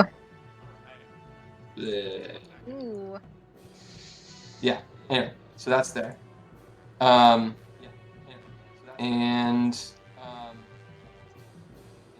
we will go to the top of the order with Ziggy. You're up again.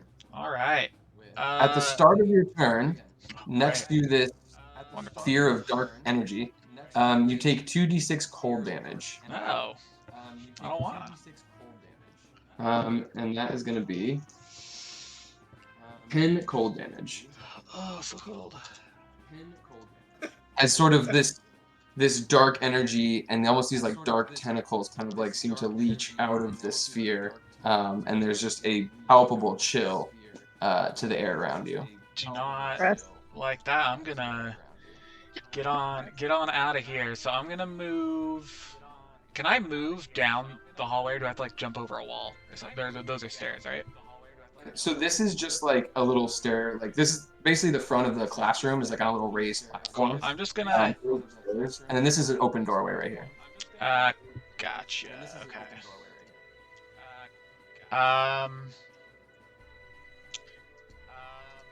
I am going to head down towards like the tables,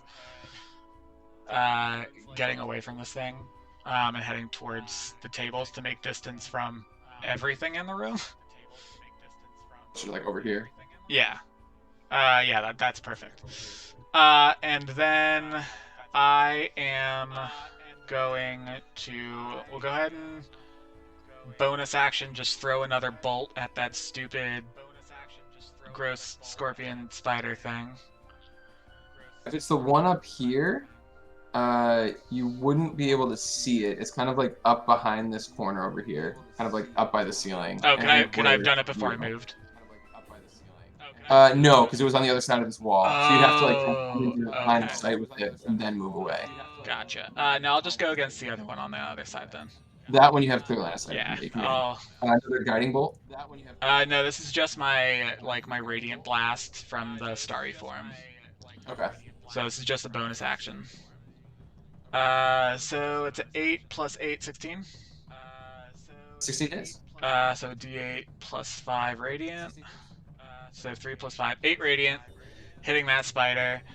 And then for my action, I am going to be like, oh, Ziggy, you fucked yourself up good this time, dude. And I'm going to just like start patting my body everywhere. I'm going to cast Cure Wounds on myself because I've gotten a little bit knocked around. With your healing dice there. Just healing word. 1d8 plus 5. So 5 plus 5, so 10. All right. Is that it for you? Yeah, that's it. All actually, right, I'll look to these two that are coming up the side, and I'm gonna be like, they can't see the spider either, right? You actually can't see them at the moment. This is a wall right here. Oh, that's a wall. Okay, cool. They're in the hallway. They can see the spider, but they can't see you.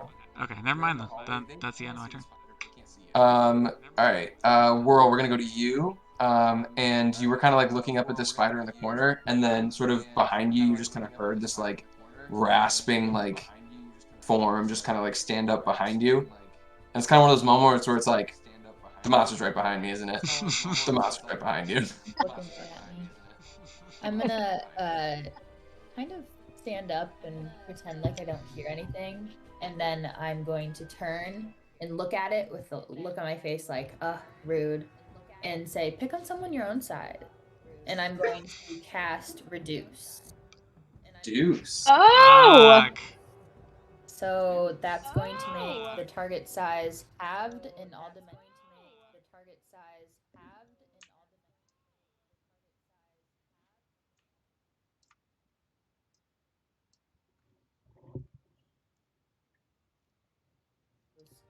Weapons also shrank. What is your spell save DC?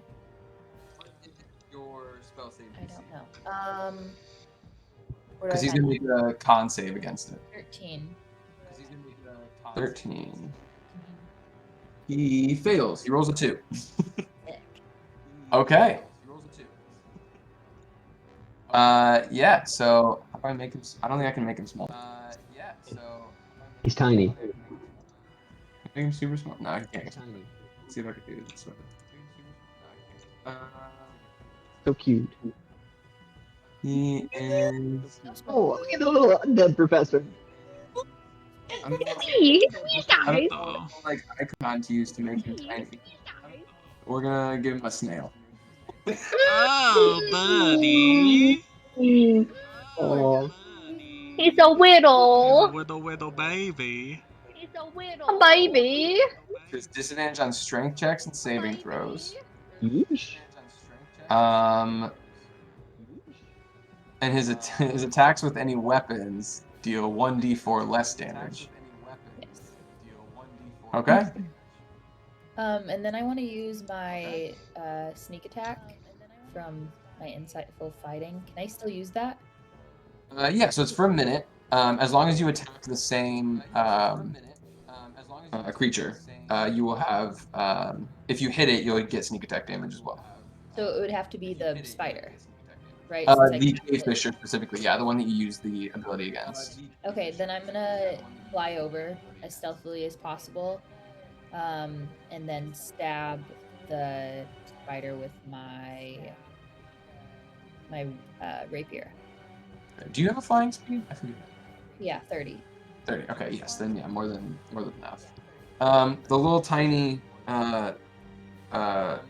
professor is gonna try and make an attack against you. It's not with a weapon. I think it is. It's with its claw. So I'm gonna say it's 1d4 less if he hits. Because it's a little baby claw. But that is an 18 to hit. Ooh, that hits. So Oh no! you will take. Oh no! What's that? 7 minus 1. So 6 necrotic damage as you kind of flit up towards the corner with this thing. Okay, and she's gonna kind of shake it off. And Right. just, like, Yeah. Again, that's sort of what was kind of a more intimidating ethereal claw at one point, which is now a little tiny baby ethereal claw. But it does kind of lash out and it catches the back of your leg as you fly away. And go ahead and make your attack against the cave fisher.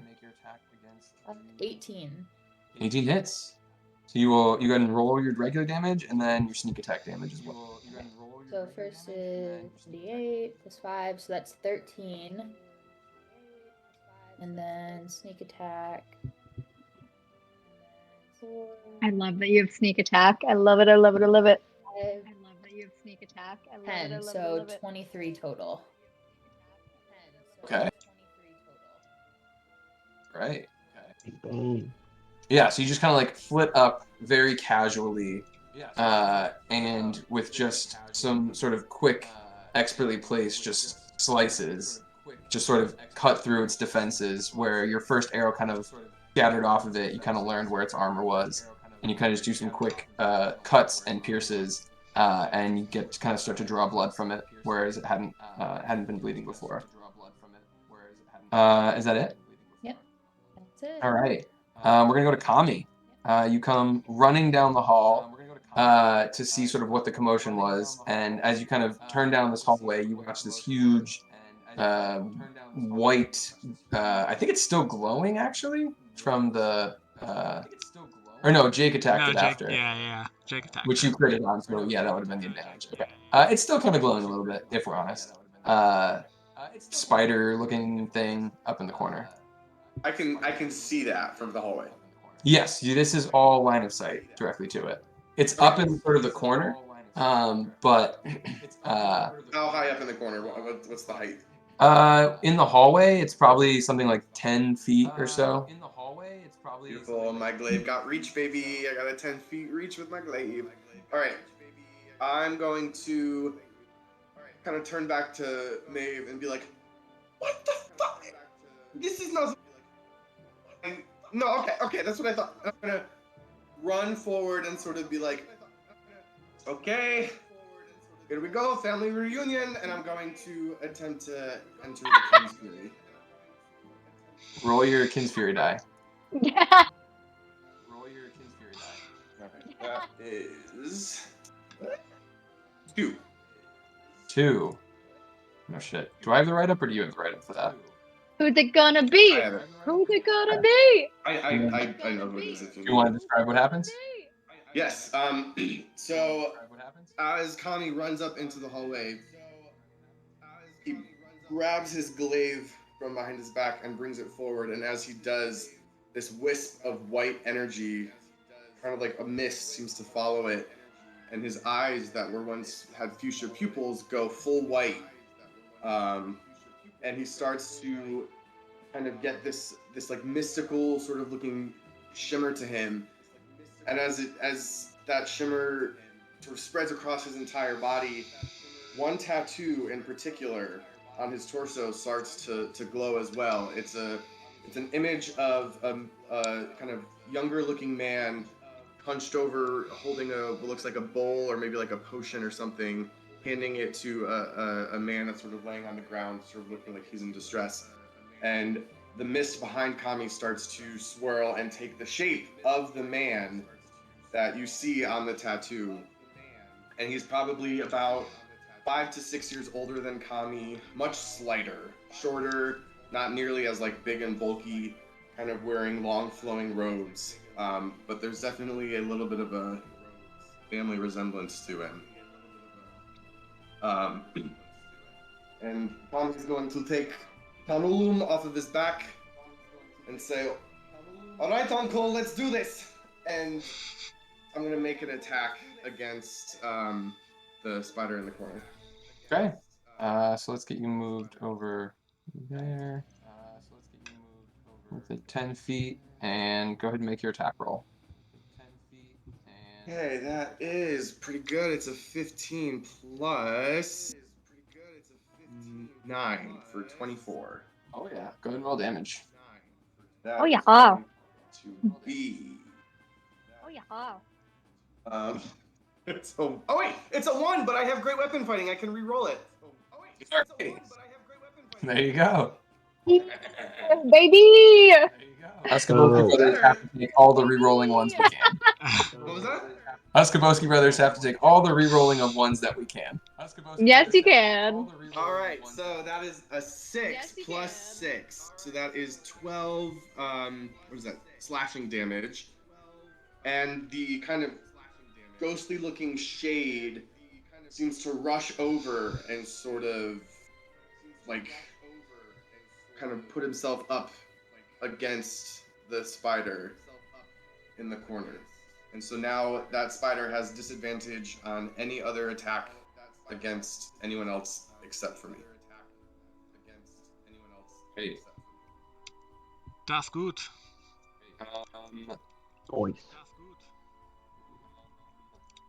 So do I just see, because that hallway kind of that like wall ends right there, do I just see some like really tall pale dude just like come running in with a glaive?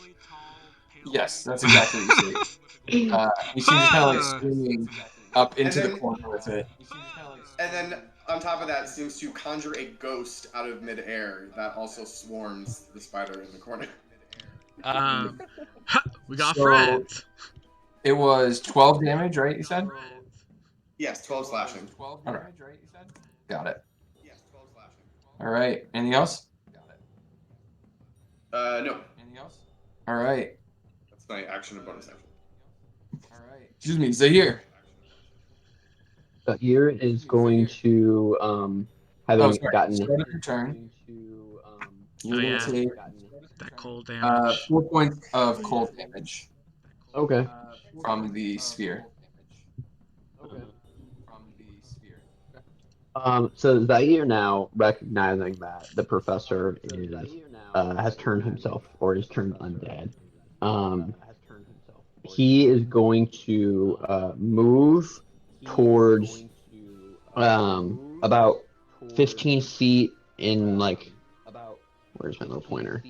Kind of straight up and a few blocks to the left, like right where the stairs is. Stairs are like going up to that platform. Eric, I'm trying to move him. Let me see if I can get him right.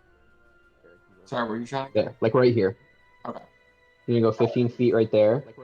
He's going to, in his peripherals, and seeing the like scorpion guys and then or spider things, and seeing the professor, he is going to reach into kind of like a pocket in his robe, and you're gonna see him take out what looks to be like a smaller cylinder bone with some inscriptions, markings on it that look very similar to some of the tattoos on his leg, and like almost like a war paint on it. And it is attached to a kind of a hide rope that he's holding the symbol by. Zair's eyes kind of start to like fog over as he starts to whisper, and he is going to attempt to turn the undead that are in the room. Okay. So each undead needs to make a wisdom saving throw. That's wild. Wow. That's sick. Shit. That's good shit. Okay, so here. Okay. So the professor has turn resistance and is going to roll its saving throw with advantage.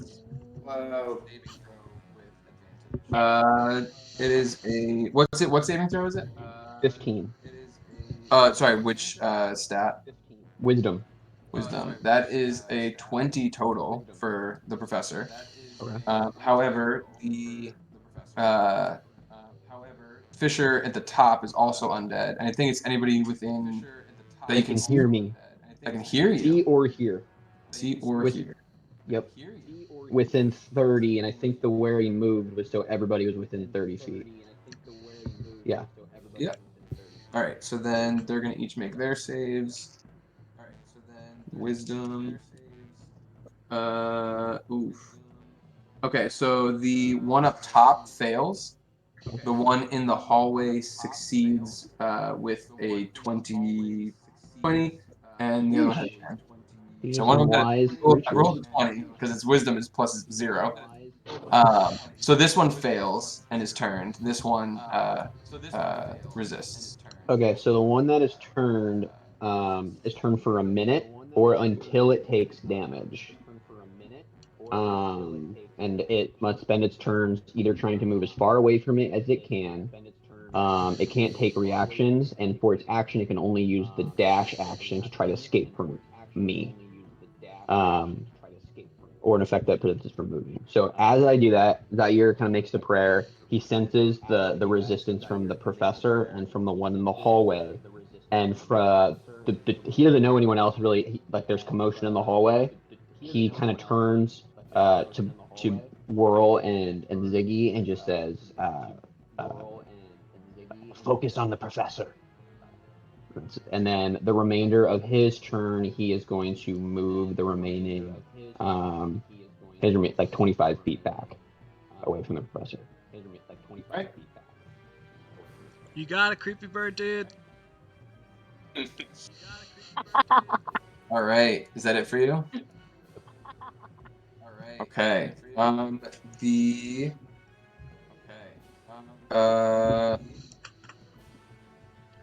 This Fisher is going to drop down onto Kami essentially, and is going to make its 3 claw attacks against. At that point, can I see it? Yeah, If you could. Okay, I'm going to use another one of my Wheel and Woes. I get proficiency bonus per short rest. So I'm gonna Wheel or Woe. So I'm gonna remove a d6 from the first attack. It's a 4. Okay. So whatever the first attack is, subtract 4 from it. So we'll do the first one then. It's a natural 1. God damn it. Yeah, Kaboski curse. Let's go. Next attack is Jesus Christ. 7? No, 8. Nope. I should have known. I shouldn't take abilities that subtract from Kaboski rolls because Yeah, exactly. I don't need it. It's useless. The third one is 22 though. Yeah. Damn There it. you go. Okay, so that one's gonna do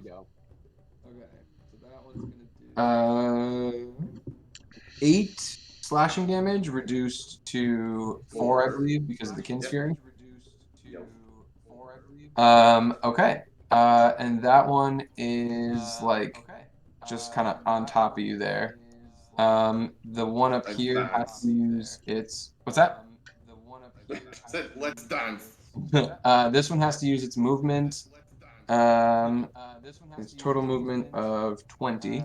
So 5, 10, 15. Put 20 is about over there. Whirl, you would get an attack of opportunity. But Zahir said to focus on the professor. I'll leave it up to you as to what you would do. I guess I'll listen to the big guy over there. All She's right. gonna redirect herself and fly towards the professor. Okay. Before that, though, The professor. So that's it for the fisher. He has to just use. Oh, no, let's use the dash action. So he goes even further. 5, 10, Yep. 15, Just 20. running through the school. So he is now just running through the hallway in the school. Love it. Okay. And the professor is going to use his bonus action to move his sphere over here. And then he is going to look towards Whirl. He's very small. But he is going to use Grave Bolt at you, Whirl. That is a ranged spell attack. Don't love that. That's a 24 to hit. A what? 24. Holy shit. Mm-hmm. Um, Sure hits. that is going to do 12 points of necrotic damage. Nope. Yeah, 12 points. Nice. Nice. And as he's kind of using this, so it's the light that comes in through these windows. It's very much like later in the day at this point, and the sort of sunlight is sort of setting on the other side, and the moon has kind of started to rise, and that moonlight sort of filtering through is you notice is hitting that sort of magnifying sort of reverse telescope thing, and you see it kind of like radiating as he's casting these spells and as he's kind of directing them. And with that, we will go to Maeve. Where's the telescope at? It's back here. It's basically up against the window. Maeve, you're up. Did not expect this when they were coming to the academy. And this is clearly her first fight. So she's going to mimic Kami perfectly, and how Kami ran down that hallway. She's gonna like try and mimic him like 100% and run to flank him.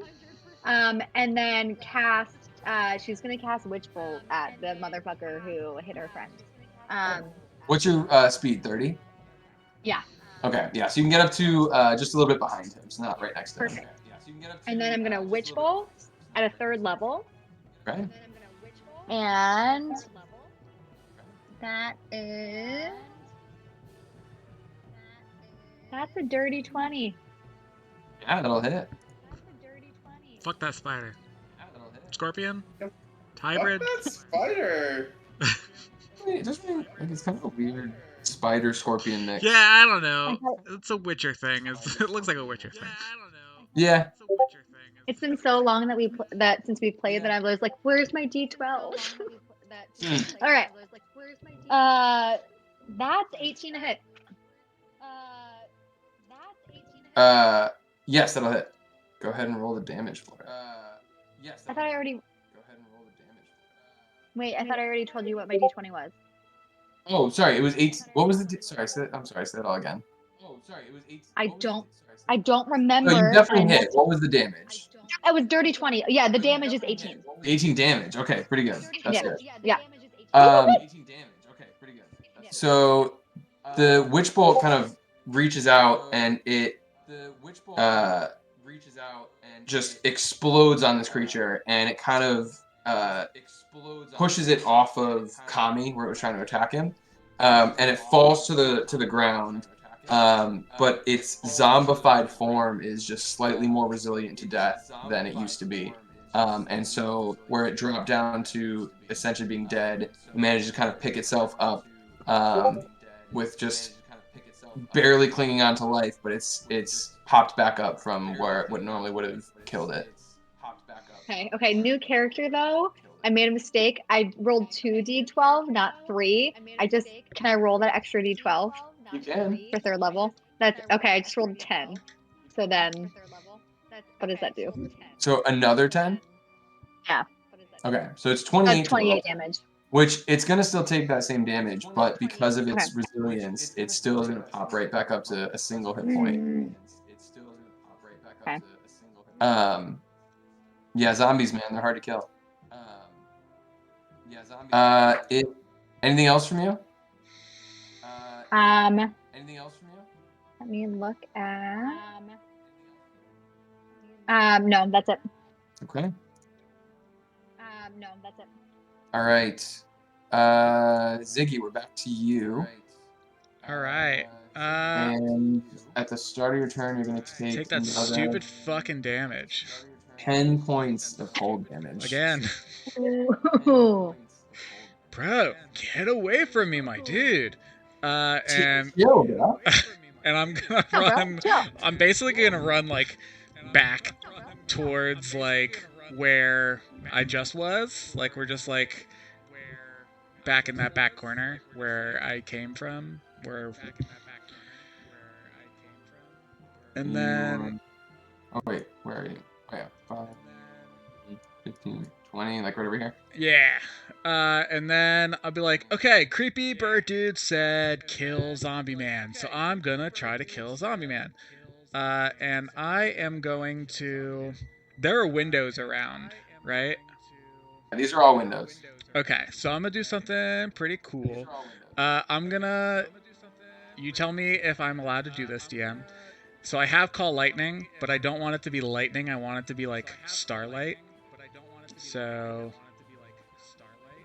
up to you if it's lightning or radiant damage. But I cast call lightning, and through the windows, either lightning shatters them or you just see like magnified moonlight, like just a bolt just and hit the zombie man, or at least attempt to hit the zombie man. Okay. All I'm doing is changing it from lightning to radiant. No, I'll Just let you flavor. call the starlight down. Go ahead and It's a dex 16 save. Dex 16. But I am going to use my last reaction to use my last thing to subtract d6 from a d20 roll. Okay. Well, that went off the side of the table. 6! Fuck you. Okay, so the save was 17 minus 6 is 11. It fails. All right. So it's going to take 3. Oh. It's going to take 3d10 either lightning or radiant damage. That's big. 7. That's big. 0 is 10, so 17. And another 0 is 10, so 27 damage. Holy shit. All right. So 27. So as the sort of starlight, kind of like the light from the window kind of like shades over a little bit, and this sort of like beam that was already kind of coming through, hitting this telescope thing, just kind of directs directly to the professor, and you watch as his body kind of like almost soaks in the starlight that was coming in, and he kind of recoils at the damage, but the sort of ethereal claw and the glow in his eyes just erupts into like twice as bright as it was a second ago. Starlight, star bright, I guess, dude. All right. Does it seem like I should not be hitting him with this damage type? Am I even smart enough to know? We'll find out. Maybe on your next turn. Well, no, because I have a bonus action. I can use my starry form D8 ranged attack. But it's radiant damage, so I'm like, do I know if I? That's up to you. Do you want to try it? Yeah. I mean, I'm a -3 intelligence. I'm not picking up on this shit. Go ahead. Oh god. Lol's nat 20. Oh god. So 2d8. Okay. Well, it's only a 4 and a 2, so 6 plus 5 is 11. 11 radiant damage. Okay. Right. Yeah, as you hit him with this radiant damage, the again, he kind of gets struck with it and recoils a bit. Doesn't grow any brighter like he did from the last hit. In sort of the ethereal, the etherealness to like sort of his hand and his eyes. It doesn't glow any brighter, so it doesn't seem to have triggered whatever it was the other thing triggered. All right. So it seems to be different somehow. That was weird, dude. I'm talking to Zaire. I don't actually address him. I just yell. I assume he knows that he's dude at this point. And Whirl, you're up. Whirl's gonna look at what just happened and say, "What the hell is happening? Who are you people?" And she's going to I'm this Ziggy! telescope. Yeah. Nice to meet you. This telescope thing that we've talked about. Yep. Yes. How is it working? So you said it's like shining off of it? Yeah, it's like I said, it's more like a magnifying glass. So it's like taking in the light coming through the window and sort of like focusing it to a point. And it was for a moment during the attack that Ziggy just made, it like refocused it onto the professor. Whirl is going to kind of look over and just without thinking, run up to that magnifying glass and just smash it. Okay. Make do you have like a blunt weapon to hit it with? You can hit it with like a sword? Probably like my dagger. Okay. Go ahead and make an attack roll with your dagger. 24. Okay. Go ahead and roll damage on that.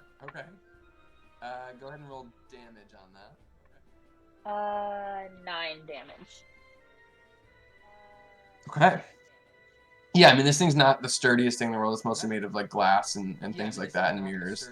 So you kind of run up to it and smash it, and yeah, the glass and the mirrors inside of it fracture and some kind of shatter onto the ground, and that sort of focused bit of light dissipates and is gone. At the moment, not much else in the way of effects that you can tell, but it's definitely whatever was focusing that light is gone. Okay. And I'm gonna shake it off and then use my sneak attack again. So the action was to hit the thing. No, Do you have a bonus action you want to use?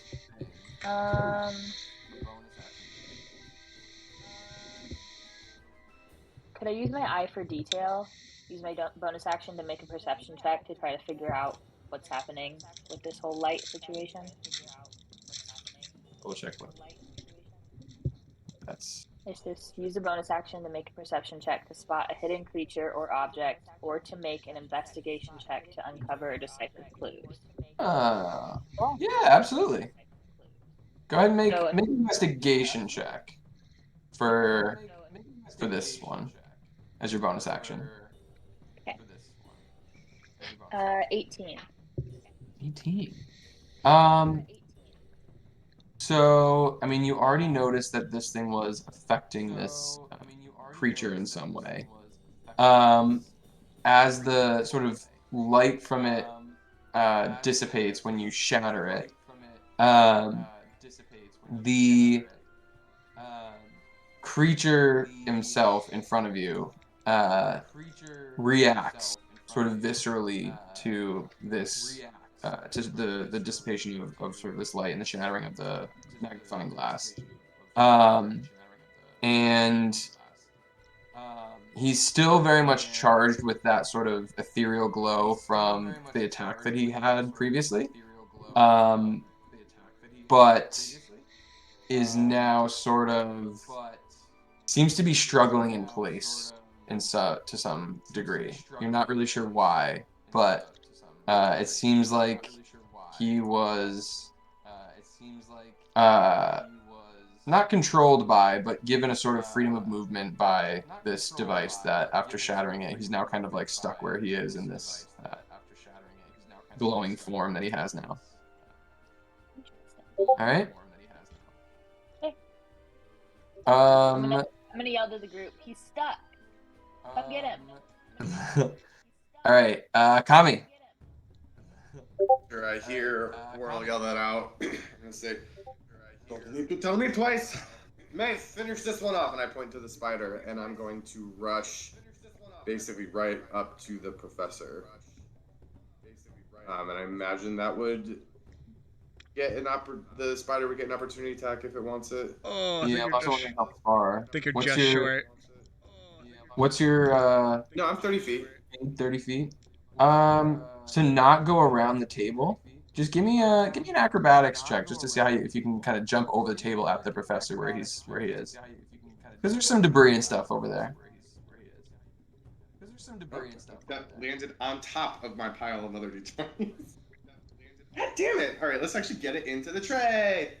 All right, 14 plus 3 is 17. Yeah, so you kind of run out. The opportunity attack from the cave fisher is a 17 to hit. It does hit.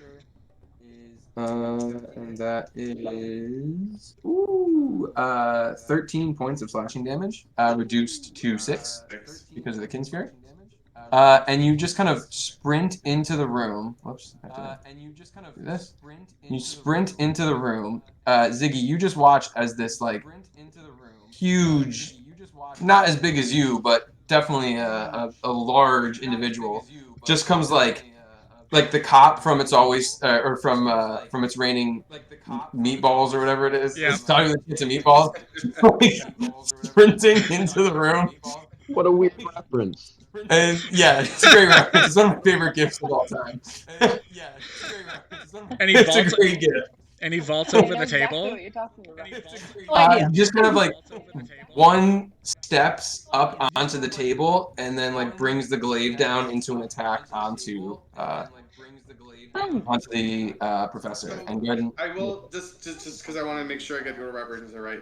I'm gonna bonus action manifest echo.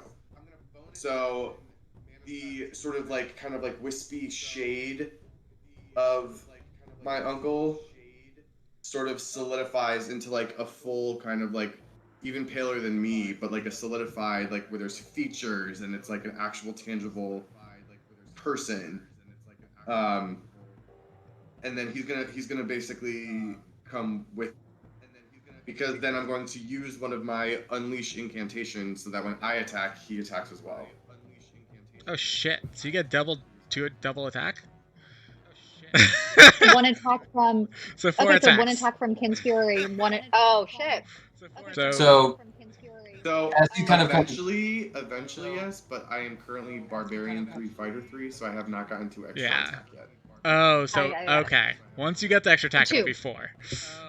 So, Yes. but that's dope as as shit. he comes like sprinting in, he kind of one steps, leaps up onto the table. Almost you kind of see his like spiritual essence kind of like split into 2. Comes down with the glaive on the first attack. Go ahead and make that attack roll. Come on. Also, shout out to the chat. It's Officer Earl Devereaux. Is that the person from Cloudy? It's the meatball.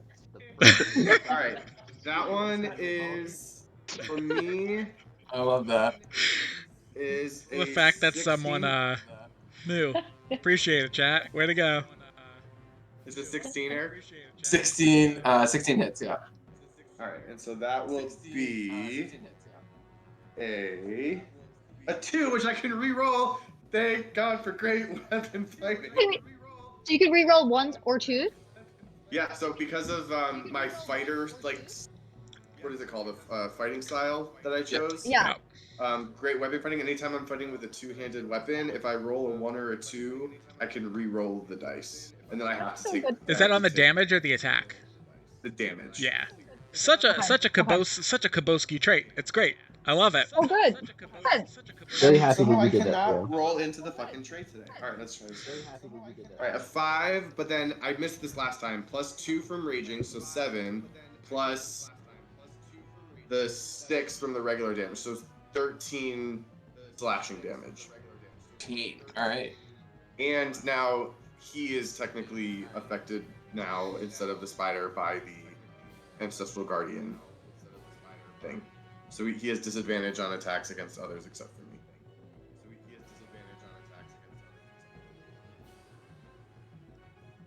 Yeah, I gotta go over that with you. I can't remember what the write-up was for that one, but we'll do that later. It's not relevant. That's just the general subclass. Oh, okay, got it. Yeah, so it's the ancestral guardian barbarian path. Right. It's while raging the first creature you hit with on your turn with an attack. It applies to him. So it comes off the spider and goes to him. Got it. Okay.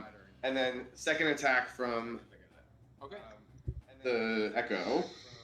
Yep. Is an 18 natural plus a lot. So 27 to hit. Full send, bro. 7 to hit. Full send, bro. Yeah. Sorry, I'm looking at something else. Obviously. And then that will be. I don't think he gets my rage damage of +2, right? Because it's once per turn, right? No, I think it's because rage says whenever you attack. I don't think it's you attacking. Oh. So for so whenever you attack. Any attack you make can originate from. Oh, sorry. Unleash incantation. When you make a melee weapon attack using strength, you gain +2 bonus to damage roll. Yeah, the question I would is say the ancestral guardian isn't you, I guess. But it might be. I don't know what the rule is. For now, we'll just say it doesn't. I'll go back and look at it. Yeah, we'll work on that. So that one is a 4 plus 6 is 10 slashing. 10 more slashing. All right. And you watch as you kind of cut into him. The body, the sort of already eviscerated body, as you kind of make these fresh cuts, that same sort of glow that's coming from his eyes and around his hand starts to kind of emanate from the body as well. Okay. Anything else? Nope. All right. Zaire. How is the professor looking after the round of kind of attacks against him? Tough to tell because he's kind of a reanimated corpse at the moment. But he's definitely taking quite a few hits, and like I said, that whatever sort of energy seems to have been reanimating him and holding him together is now kind of literally showing through from the gashes and attacks that he's taken so far. So, Zaire is going to kind of look.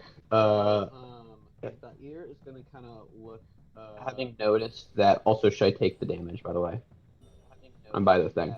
By the spear, yes. You're welcome. Return 6 points of cold damage. Okay. So Zaire's going to kind of see that his turn undead only works for 1. He's going to instead get frustrated and cast Bane on all 3. Well, hold on. So it'd be 2, because the one that's fleeing you can't currently see you. Or you can't see you. I can't? No, it's on the other side of the wall. But you can see. Oh, is it on the wall?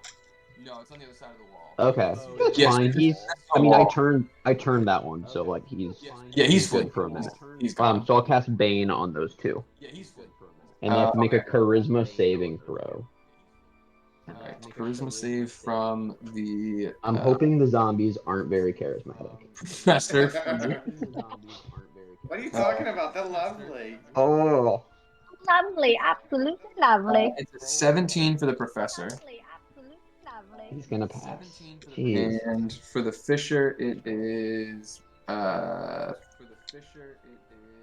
It's a 3. You're a dead guy. You're pretty charming. Yeah. Yeah. Apparently Taking the zombie professor is a fucking zaddy over here. Yeesh. So Fisher is baned. Yeah, so the fisher basically rolls a d4 and subtracts a number rolled from the attacker saving throw, which I'm gonna need you to roll high on that, please.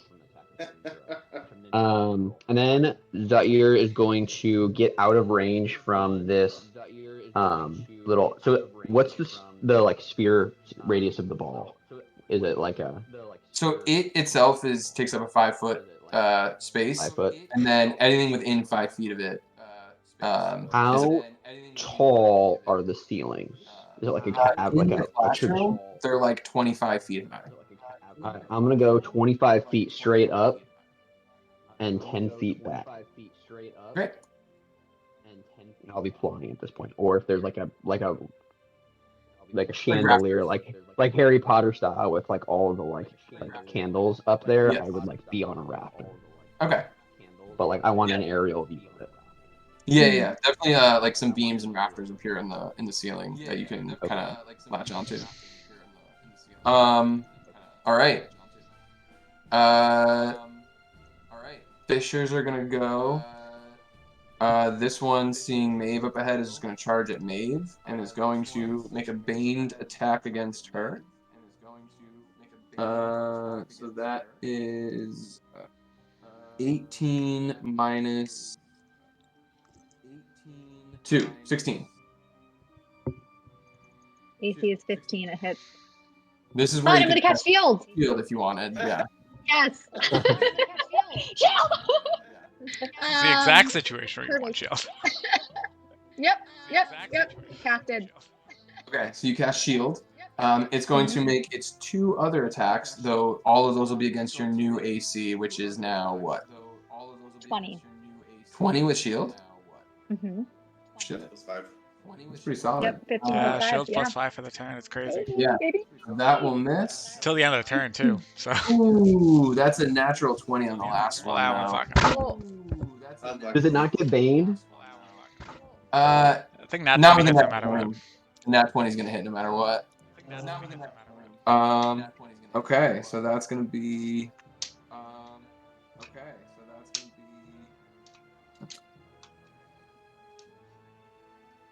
Ugh. 14 points of slashing damage total. Ah. Okay. Ah! No. Wait, no, Sirenscape has something for this. Hold on. Oh, God. Oh, I need it. Let's go. Wait, Oh man. no. Arrow and Flesh? Maybe it's Arrow and Flesh. Make a sound effect? It's not that one. Oh, yeah, that one. Oh, that's sad. Oh, gosh. Well, Right. that's me getting your first hit ever in battle. But then, is it my turn yet? No. You shouldn't give me a soundboard. Why am I the one with the soundboard? You shouldn't give me a soundboard. No, we You should have given the you. power, we like Michael. this. Ziggy, you got it.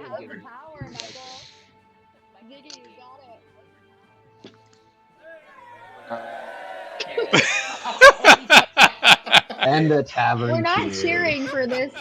All right, No. the other fisher is going to continue to use its movement 40 feet. And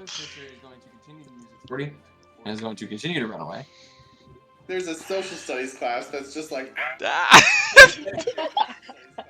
And then the professor is going to. Oh, the professor's still so tiny. I forgot. Yeah, he's a Yeah. little Yeah, buddy. no. He's a little boy. He's just a little boy. Tiny, but still super charismatic. Apparently. I know. That's why, because now we're like, oh, he's so cute. He is just going to. He's going to grave bolt Kami, but at disadvantage because he's within melee range of you. That is a natural 20 and a That's some 19 or bullshit. 17 to hit. 17? 17. Wait, so there's two attacks there? No. One of them, it was at disadvantage. One of them was a natural 20. Oh, right. Okay, 17 still hits. Sorry. Yes, the disadvantage comes out the natural 20, but he still got a 17 out of it. And that will be 18, 21 necrotic damage from the Great Bolt.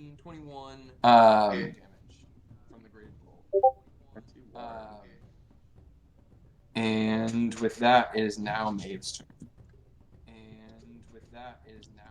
Okay, so now that I've been hit, I'm a little mad, but I still have Witch Bolt that is attached to this thing. So I'm going to try and run away. Maeve, I think, would try and run away. It gets an opportunity attack, but I'm going to try and run to Kami, like in this direction. Like, Call me daddy.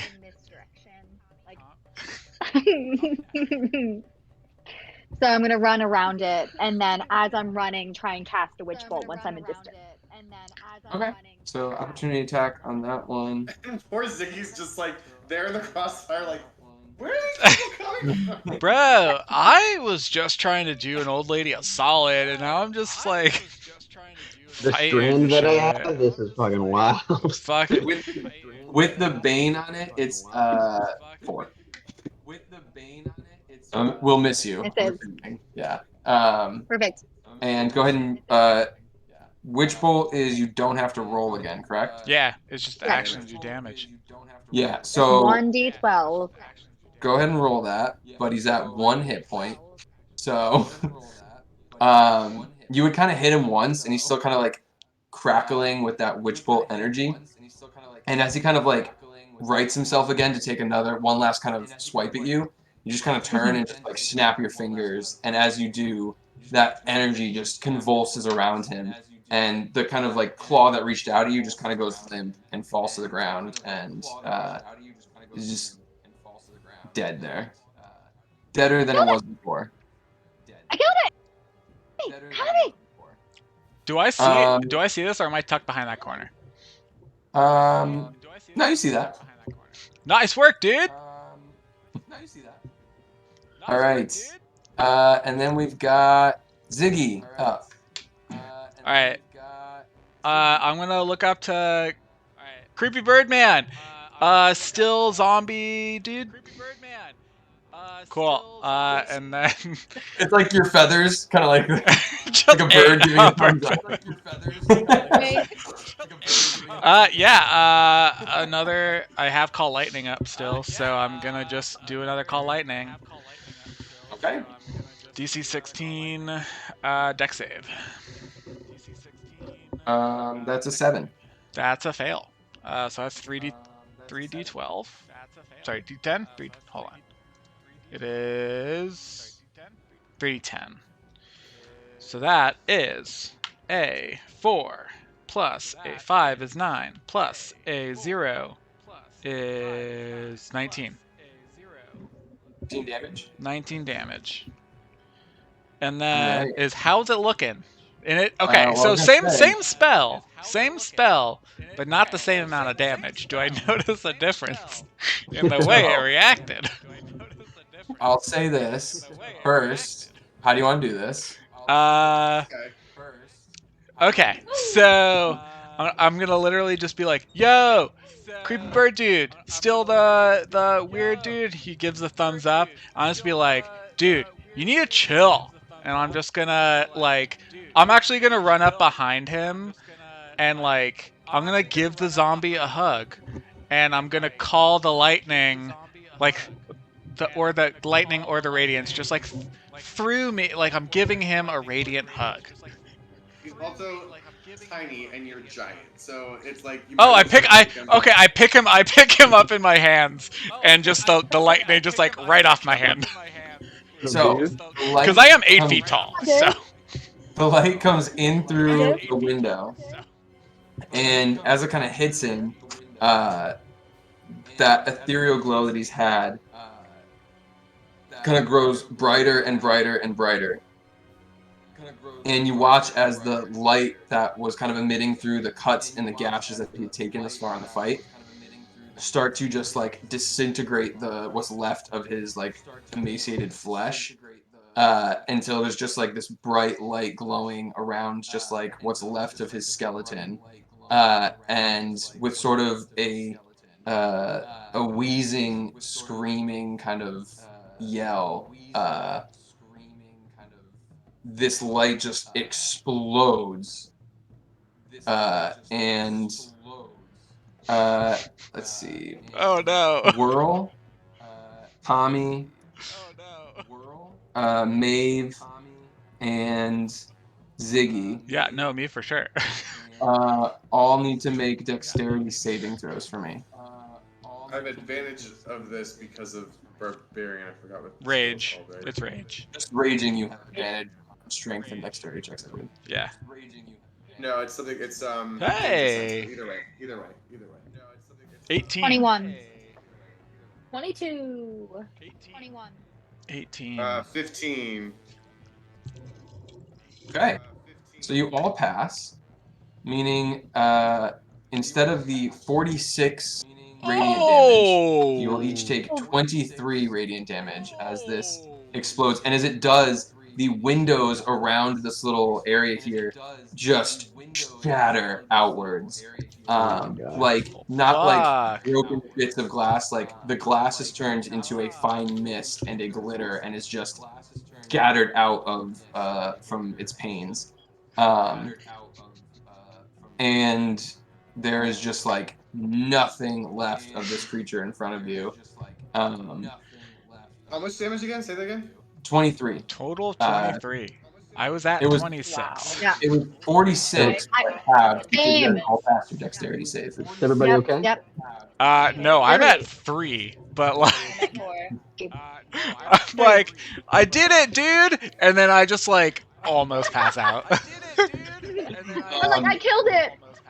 And as the kind of like quiet from all this, you guys are just like literally like your ears are ringing, you're blinded for a second, and as it all kind of comes back, you guys start to kind of like get a sense of your surroundings. You hear the heavy footfalls of what seem to be armored individuals like running down the hall. And there's some brief calls of like, secure that room, lock it down, and what kind of like this, like the clicking of the creatures that you were just fighting, and then it just kind of like a guttural kind of yell, as you imagine the creature that was running down the hall away from you all is kind of dispatched by the guards coming in. And as you kind of like finally get your senses about you, the city members of the city guard come streaming in through the top of the classroom, and they sort of like take up a secure kind of position around you all, and you just kind of hear a couple of them shouting like, "Drop your weapons! Nobody move!"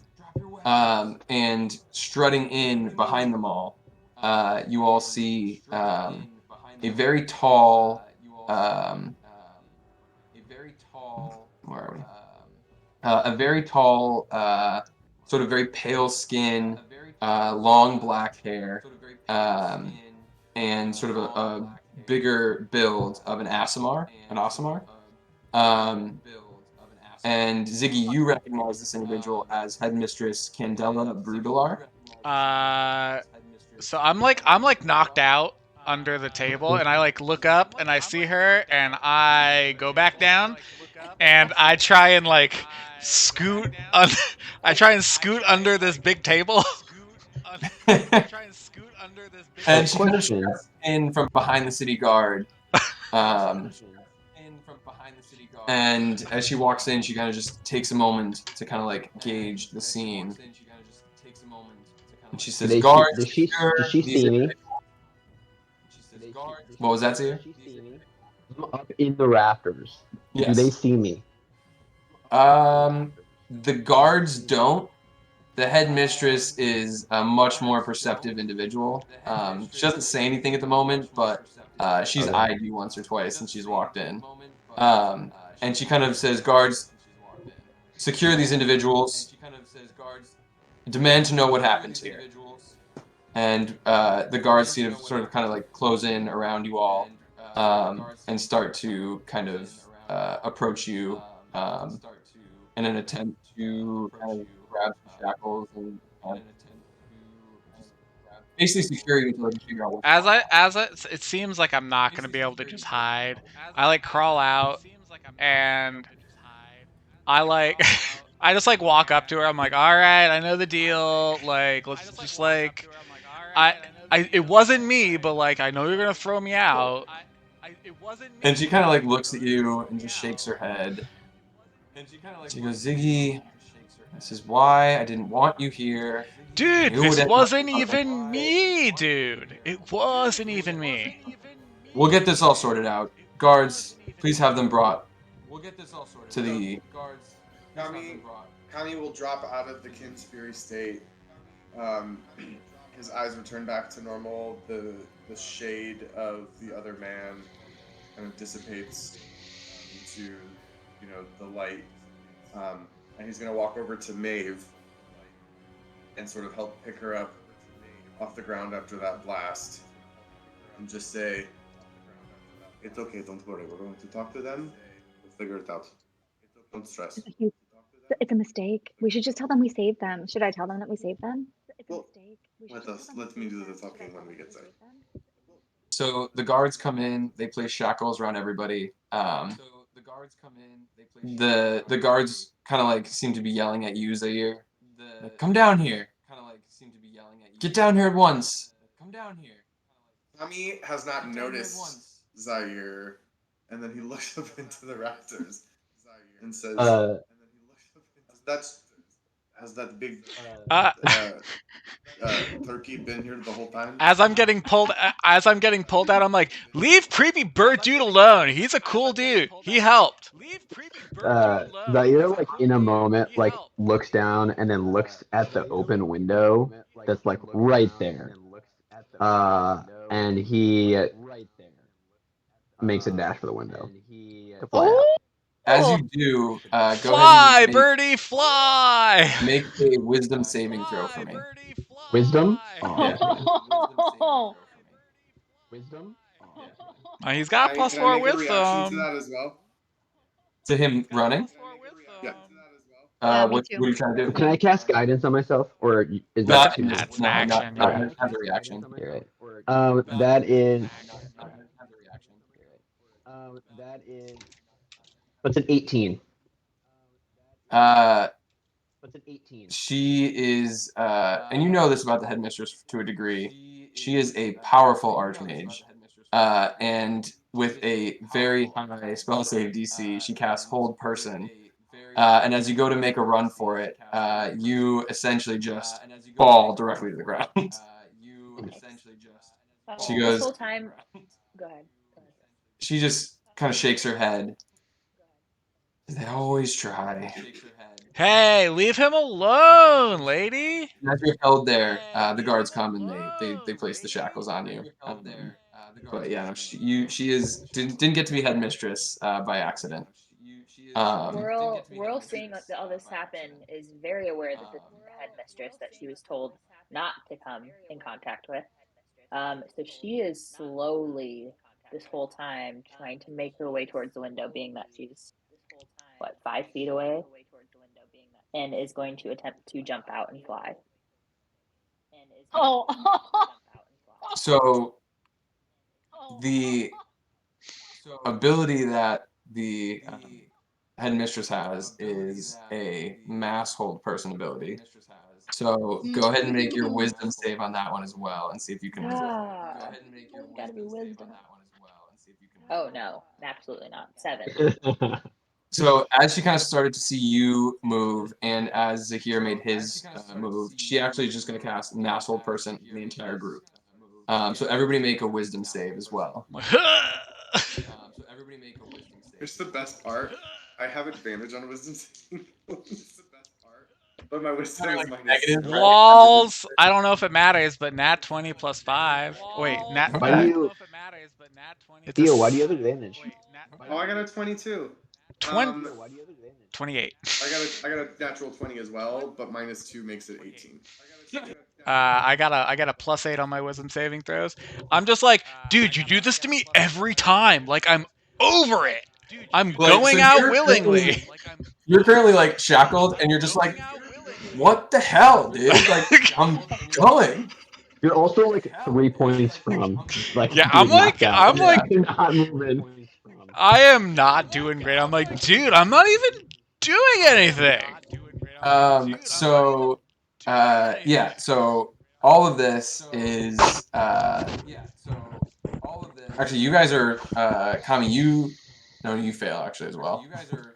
So you guys are all held, and now the guards come over and basically just finish slapping on all the shackles and things, and they start kind of like leading you out, and they lead you out of the university entirely, and bring you to down the road to the headquarters of the city guard, which is located in the armored quarters, which is just about a block or two away from the university. And as they kind of lead you in, they bring you into a basically what is essentially a cell, though fairly large. You all are in there by yourselves at the moment. Not by yourselves. The guards lead you in, but there's nobody else in the cell as they lead you in.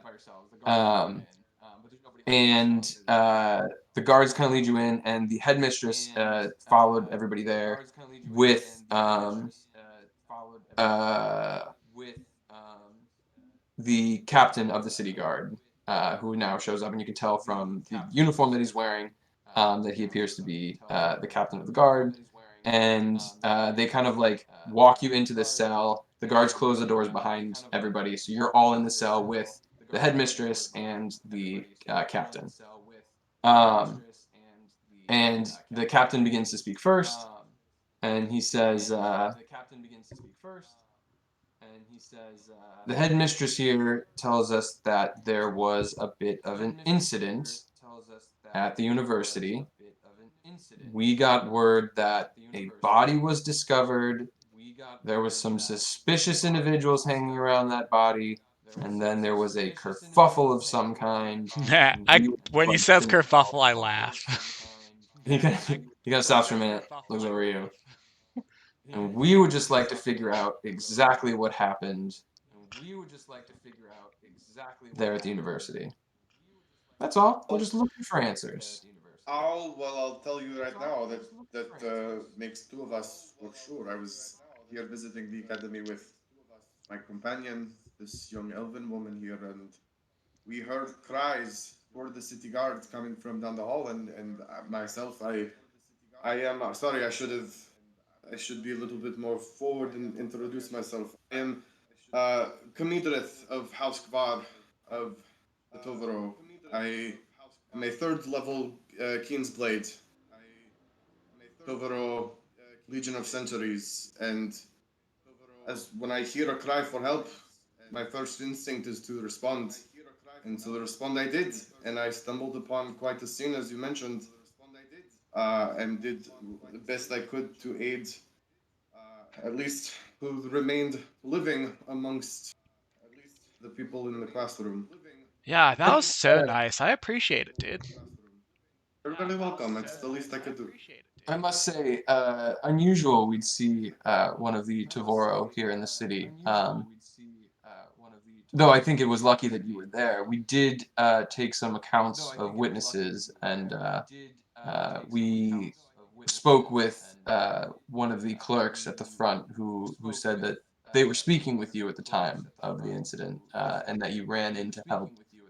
So I think to that degree, we probably owe you a bit of gratitude for your stepping in to assist. What did you see, though, when you came into the room? Who was already there? What was the situation?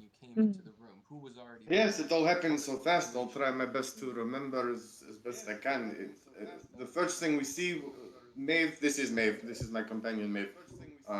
She's. If you're wondering also why Tovaro is here in the city, I'm doing a little bit of private work private security. She is my ward, who I am escorting through Sordum. She's a scholar. She's looking for facts and history. She's doing research, and she needed a little bit of extra body for protection. Um, Quite a body, my dude. Thank you. I worked very hard for it. And It is so a nice body. Great body. thank you. You have very nice uh, wings. And so I come down the hallway, and the first thing I see is a giant looking spider creature, and it is attacking and trying to take in this giant moose man here who was caught up in its web.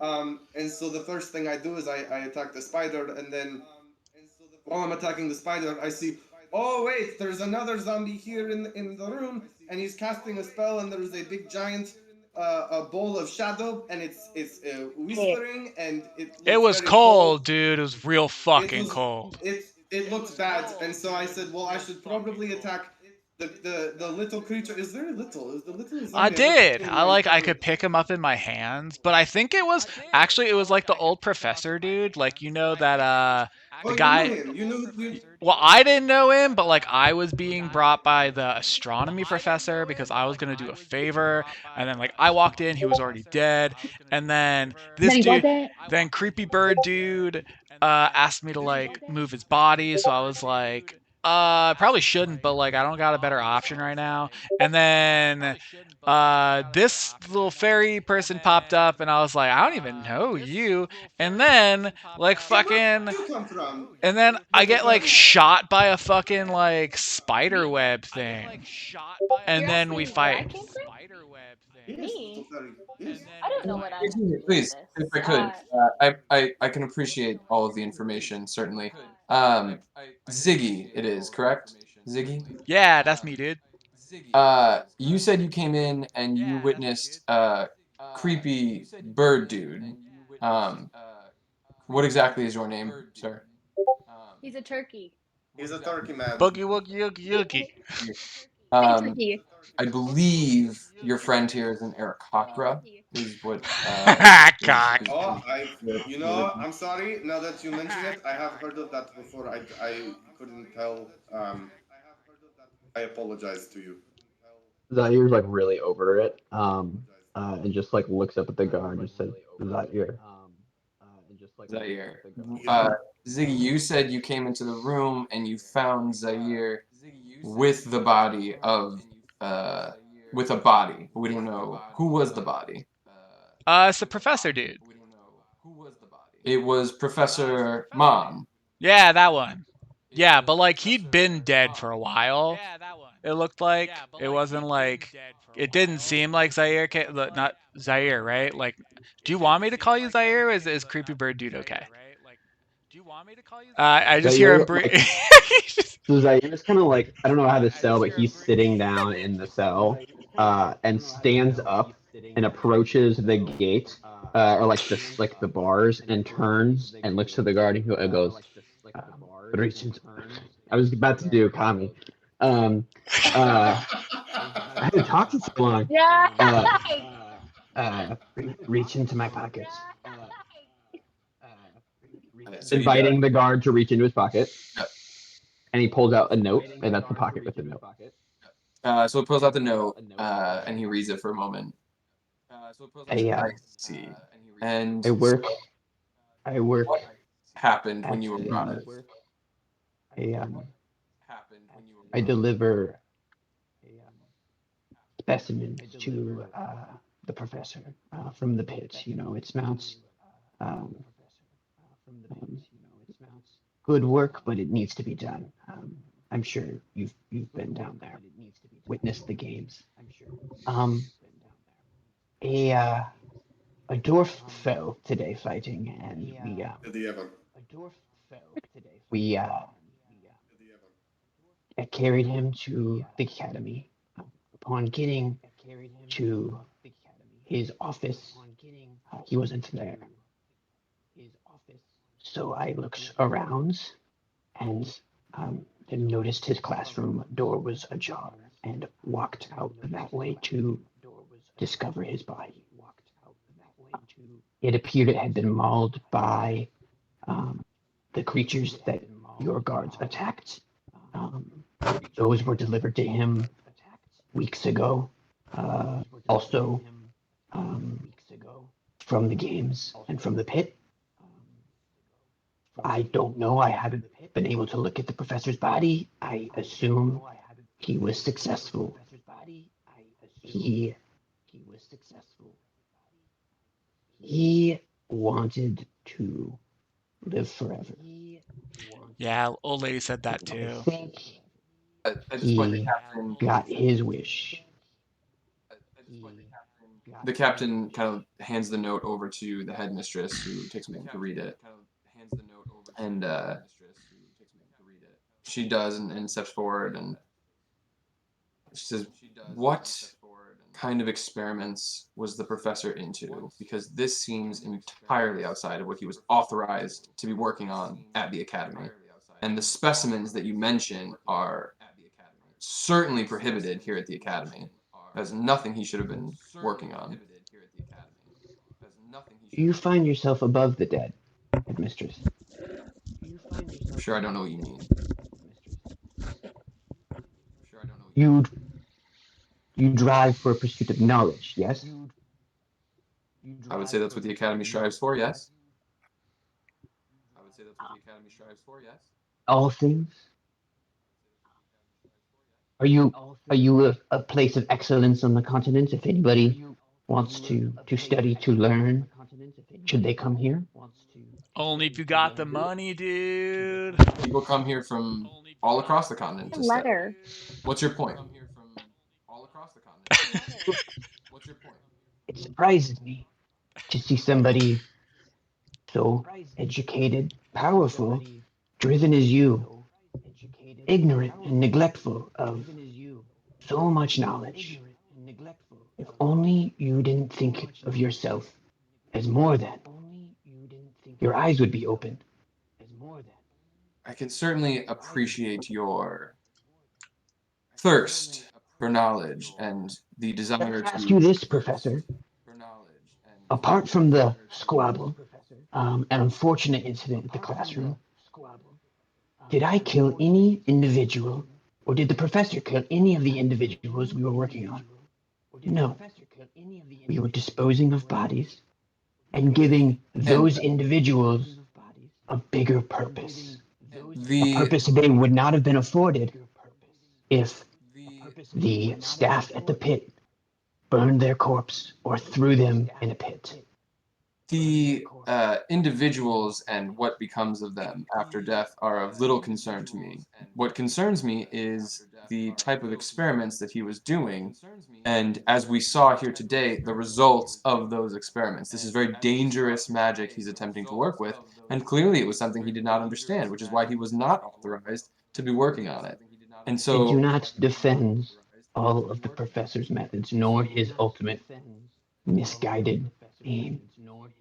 as we are But to unable say to find his body at the moment. We're not sure what happened to it, if he escaped, if you all did something with it.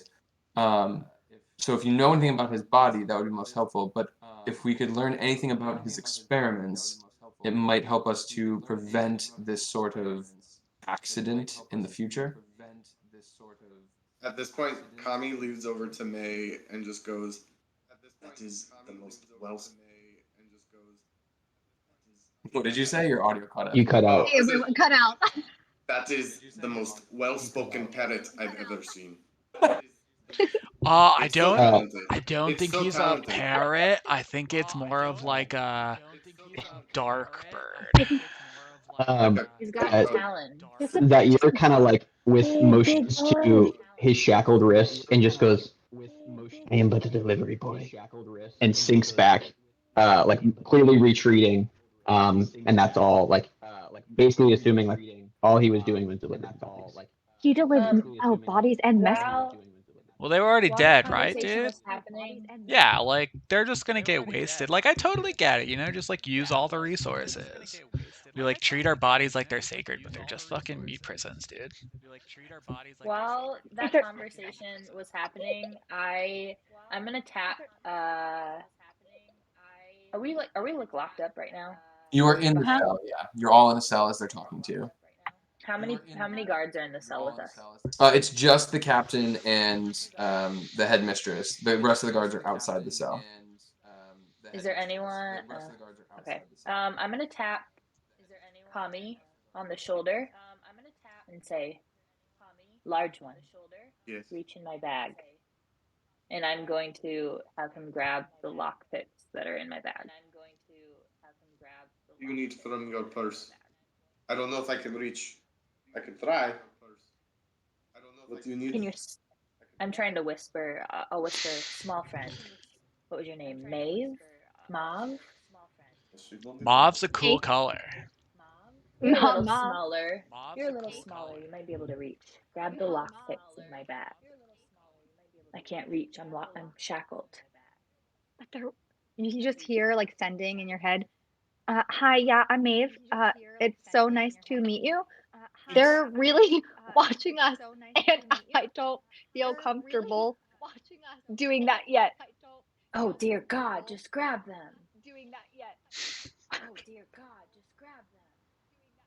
kids As the bag you off. as this conversation finishes up, you kind of finish talking with Zaire and them.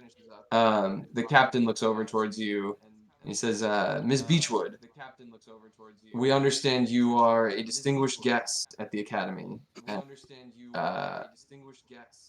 I just was wondering how it is that you got caught up in all of this as well." Kind of catches me off guard and takes me a second to realize that he said Beechwood. No. Do I clock that Oh, she that's doesn't me. respond to her own name? Yeah, same. You can make an insight check if you want. Good at Can I? insight. Definitely took me a Yeah. few counts. 17 plus 8. 25. You got it. You got it. Yeah. Yeah, you get that there's like a hiccup there in her response before she says anything. But yeah. Yeah. Yes. That's me. Kind of batting my eyelashes. It's so great to make your acquaintance. I'm sorry to have met you in this fashion, but I seem to just got caught up. What is it that you were doing at the academy, if I may ask, or rather, prior immediately to the event? Yeah. Well, as you may know, I'm new here. I was looking for the library. I'm looking to, as my dear friend here, Maeve, told you, us from the Fae, we love doing research. I'm here looking for research. I'm here to do a little bit of research. So first, go ahead and make a deception check for me. Wait, you're not I'm from like, the Fae? Kami's like furiously pantomiming. Angry silent yelling. 14. Angry silent Okay. yelling. Oh yeah.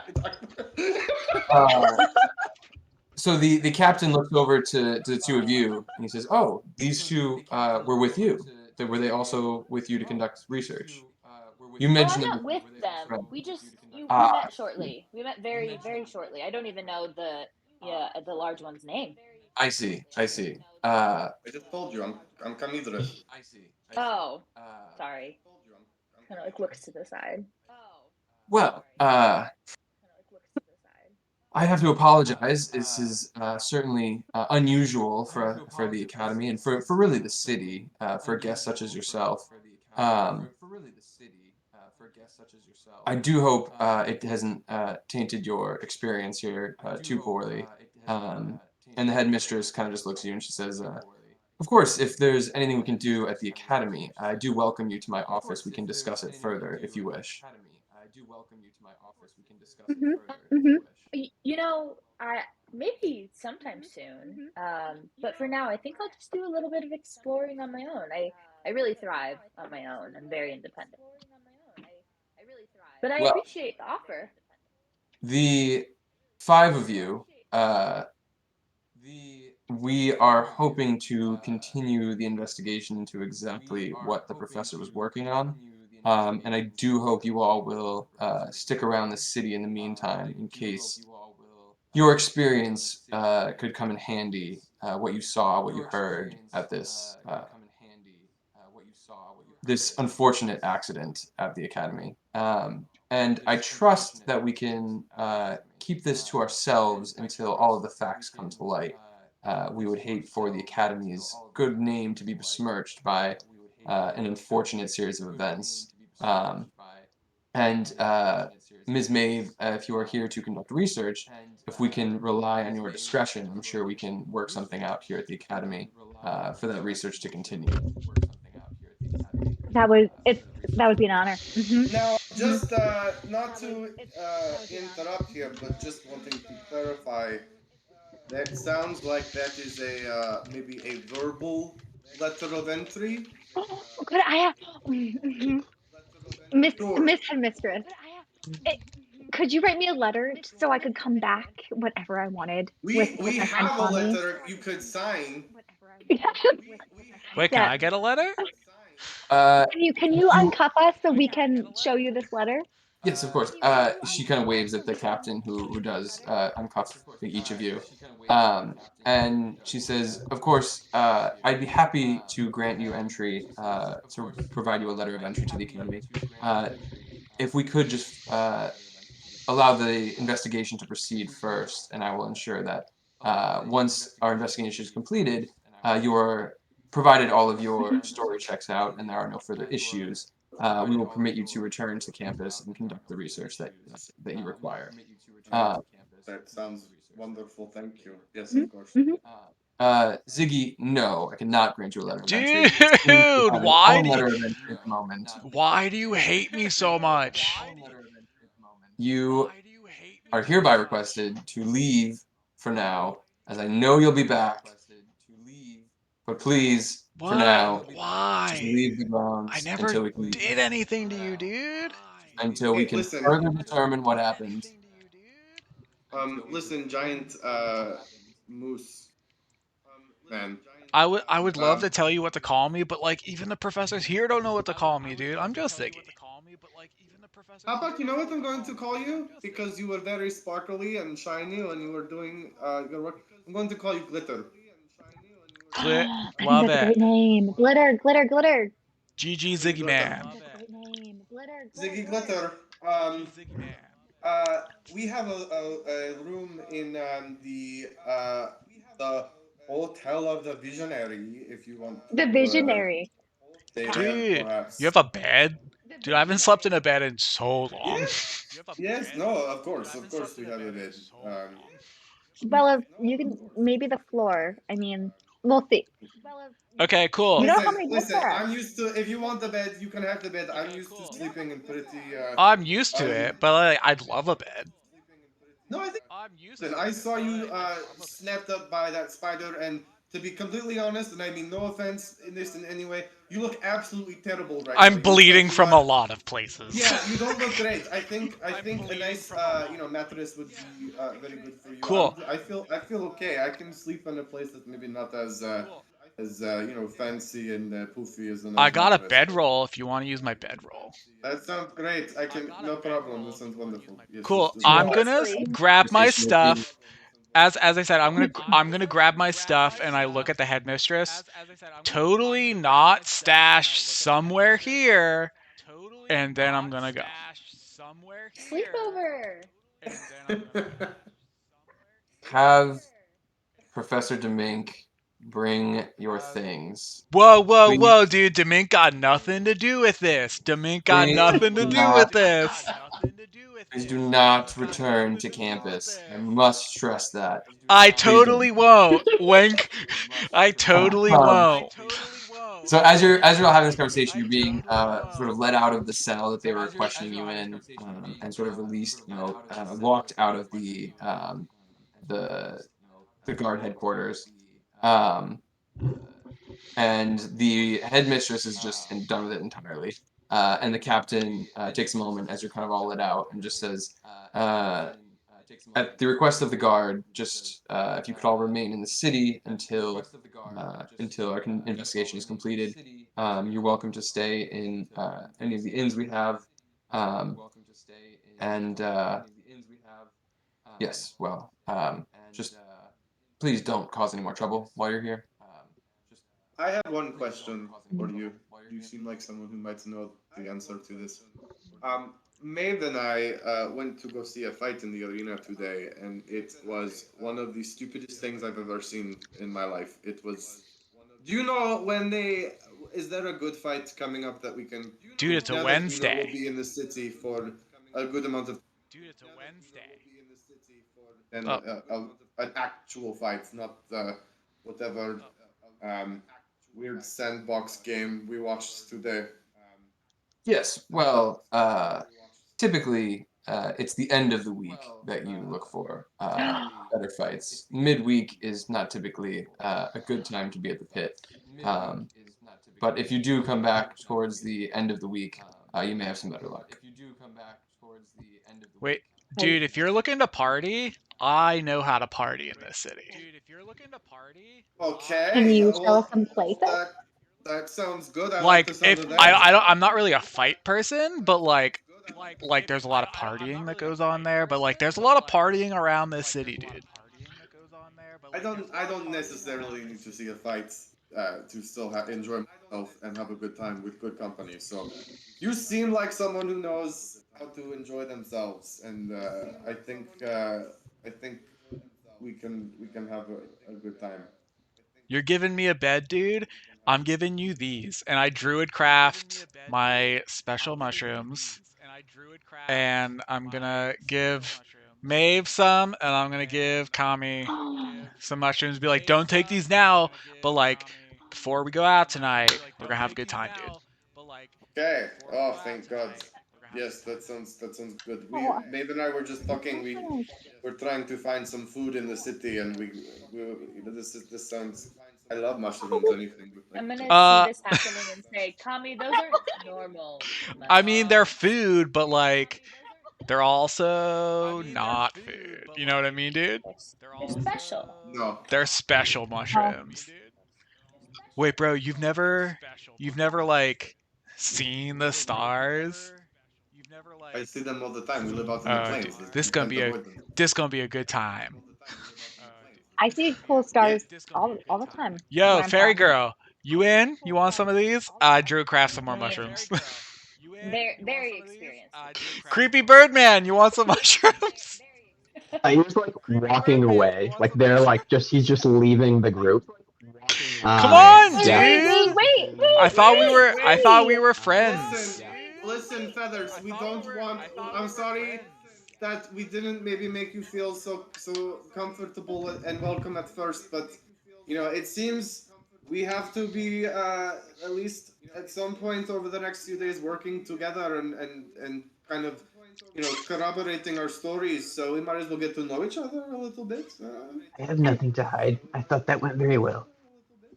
And I just want to say I still got kicked that out. you Zahir, is it? Yeah, yeah, Zahir. It seems like you have a lot of knowledge to share. Like, I don't know what you were talking about with all the whole dead people thing. I mean, I, I'm, if you want to tell me what you were talking about at some point, like not now, like maybe over, when we go out later, if you just like well, your tell first me about problem it. is the everybody in their fucking ivory tower. They're not who you want to talk to.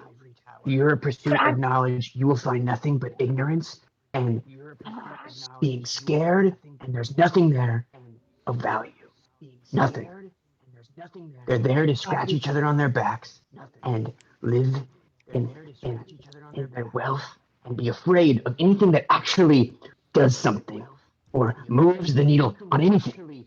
They're worthless, all of them. You're wasting your time. Cheers, my dude. Sensing, I, sensing the potential offense taken by Maeve, I will quickly be like, Maeve, I'm sure. Listen, here it's different in Sordum. I'm sure the libraries in the Fae are much better and the people. What's the astronomy Yeah. professor's name? Meet Professor Demink. Demink. Siskade. Professor Demink's pretty cool. Like, I wouldn't argue that like most of them suck. Not gonna argue there. But like, some of them are doing good stuff. I will say, yeah, like I don't know, the library that we went to, Kami, I mean, it doesn't really, it pales in comparison to what I'm used to. So, I Right. mean, Yes. I mean, he might have a What point from what I've what seen, but library are you talking about? oh, it's my favorite place in the entire world. It's called the Great Sunny Like instantly Library. regrets asking that question when he sees her response. Just the anime It's like really blue far with away. lines. And you see, as I'm talking about it, my little friend finally comes out to say hi. So as I'm talking about the library, my little friend recognizes the library, and I'm like, Loon, yeah, yeah, I met Loon in the library. And you see this huge frog slash slug that's like a bright green color just like come out of my hair and sit on my shoulder. We could talk about the library for, I mean, Kami knows all about the library, but yeah. How about, do you want to go out later here? And I can I mean, sometimes I get very excited about I it. respect books, but I don't like books. Maeve, I'd be interested in hearing more. Trying to learn as much as possible. Well, I'm trying not to tell people I'm from the Fae, but you were from the Fae, and you were like, you must have sensed I was from the Fae, and I know I'm just I trying really mean, hard to fit in here. So it's very obvious. Kami's been trying to teach me so many lessons. That your kind of size and realizes like he's got he started his day like in the dungeon of this fucking coliseum. He like spent the majority of like the day that you know of like delivering bodies and dealing with it, and his interest definitely peaked at this talk of a library that the academy's pales in comparison to. So he kind of goes like, Maeve, if I would you tell me more about this library if we go get something to eat? Careful what you wish for, buddy. She's going to talk your ear off. Get ready. So while that's happening, I'm gonna be doing not that. So whoever That's wants, okay. We're going. no, you go ahead. We're gonna, they're gonna talk about books. Listen, I'm look. gonna get trashed. That sounds great to me. I've listened to her. Maeve, you know I love everything that you do and where you come from, and I have so much respect for you because I myself, it's I can't deal with that many books. So anyway, Ziggy, yes, we can go have a better time out town while they talk about. Yeah, I mean, there's like this place that has this game and drinks, so they can like go sit in a bar and talk, and we can gamble. Like, we'll Love get that. we'll get trashed. We'll have some shrooms. Don't worry, I gave you a small dose. Like, we'll just have like a grand old time.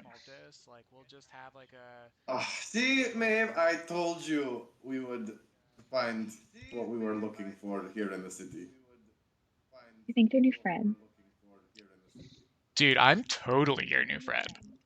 Together. Listen, I don't want to make this awkward for you guys, but she's been trying really hard to make friends here in Sordum, and you guys are her first ones. Totes. Totes my goats, dude. Um, Except I for you, wouldn't call Maeve. us friends just yet. We need to learn a Okay, little well, bit we don't more have about to, each other. cut her down so harshly like that. But yes, acquaintances by circumstance. We'll say. Come, Friends, come friends. on, world. World, you know if you've had these, you know many a friendship are made over these bad Wait, boys. I mean, you who's any Whirl? Who's Whirl? yeah. My Who's name's not who's World. Oh yeah, Uh, sorry. What was sorry, Miss the Miss fake that's Miss Beachwood. That's the Miss fake name Beachwood. Beechwood, which I say like Miss. Delia. Beechwood. I say like Delia. I like because I know that's not your real name. I'm like Celia Beechwood. Like you know that like we love taking shrooms and making friends. Well, I don't. What's the quotation about? My name is Delia Beechwood. Sure, bro. Like, if everybody goes by a pseudonym every now and then, I get it. I don't like your vibe. Whoa. Maybe in a Whoa, way. dude. Did you just vibe check me? Just went nuclear. Um, Where are we so, walking now? Are we going to the house of the But visionary? yeah, I I'm remember assuming you this were is like on the way to. are you going to? You said you guys had gone to the Inn of the Visionaries previously, correct? yes, correct. Okay. So yeah, you make your way back to the Inn of the Visionaries. Did you guys already try and like book a room there and all that? Okay. Yeah. So the rooms at the Inn of the Visionaries are 1 gold per person per night. Oh my Per god, it's person, Per regardless? person. It's not per room? No. That's some So bullshit. the Inn of the Visionaries is a kind of like the higher end a little bit, closer to like the academy and like adjacent to the Lake District. So it's Are there rooms at a place where I know a party would be fun, but there's like a room you can crash in hey, upstairs? Ziggy, for tonight, you've earned a night. I got you covered for tonight. Don't you worry. Whoa, dude. Nice. I appreciate it. And as you all you walk into the Inn of the Visionaries, and Ziggy, you're familiar with this just from the limited time you spent in the city, and Zaire, you probably as well. There is what is called the Guild of the Visionaries, which is directly across the street from the inn. And the Guild of the Visionaries is it is essentially an artists guild. Um, and the artists are just exactly the type of people who would refer to themselves as visionaries. Cool. I was about to ask a question. I was like, are these artists that like Ziggy would vibe with, or are these like artists who are like high art Yeah, bullshit, like fake? exactly. And I'm like, okay, They cool. So I fucking are hate these insufferable. people. They are insufferable. But their art is generally highly revered throughout the city and in high demand across the continent. Again, among sort of the higher class members of the city. Um, and so as you walk in, uh, Kami and Maeve, you would have already met Terrell. Terrell is a small gnomish woman, um, and she, as you walk in, is oh gosh, she is dressed in uh, for a gnome, what would be sort of long. They look like bed sheets that she not so like casually tried to disguise as like fancy gowns, decorated with just like very patchwork, like almost like quilt patches, with like gaudy gemstones just like glued onto it. She wears these big glasses. Is she Her like a hair new? is like up in like a bun. Is Um, she a New Jersey aunt? Like a. no, she honestly she looks like a parody of the artist. Is she Okay. Danny DeVito from the It's Always Sunny episode where they open the art studio? Yeah. With the hair. Yeah, I'm trying to remember what his name is. Um, and as you all kind of walk in and approach the front desk, um, as she's sort of working behind it, she turns to you all and she goes, "Hello, welcome to the Inn of the Visionaries." Thank you, Terrell. We are excited to be back, and we brought some extra patrons with us this time as well. Have I been in here before? So, yeah, you probably would have like been in here, probably never stayed here, but like you probably would just like in your explorations of the city, just like been in here. And Taro, who was kind of like giving this grand thing, act, kind of as you all walk in, and she recognizes you, Kame, from being in here earlier. He goes, "Oh, thank God. How are you all?" I was wondering, you seemed a little crazy, but no, we're you will never. The patrons here, you know them. they buy into the whole shindig. Mm-hmm. They I know. I mean, suck. we've only been in this city for not even a full day, and we already hate them all. But your beds are great, and so we love to stay here. It's truly a beautiful establishment. I don't know how you put up with them day in and day out. Well, it helps to make fun of them to their faces.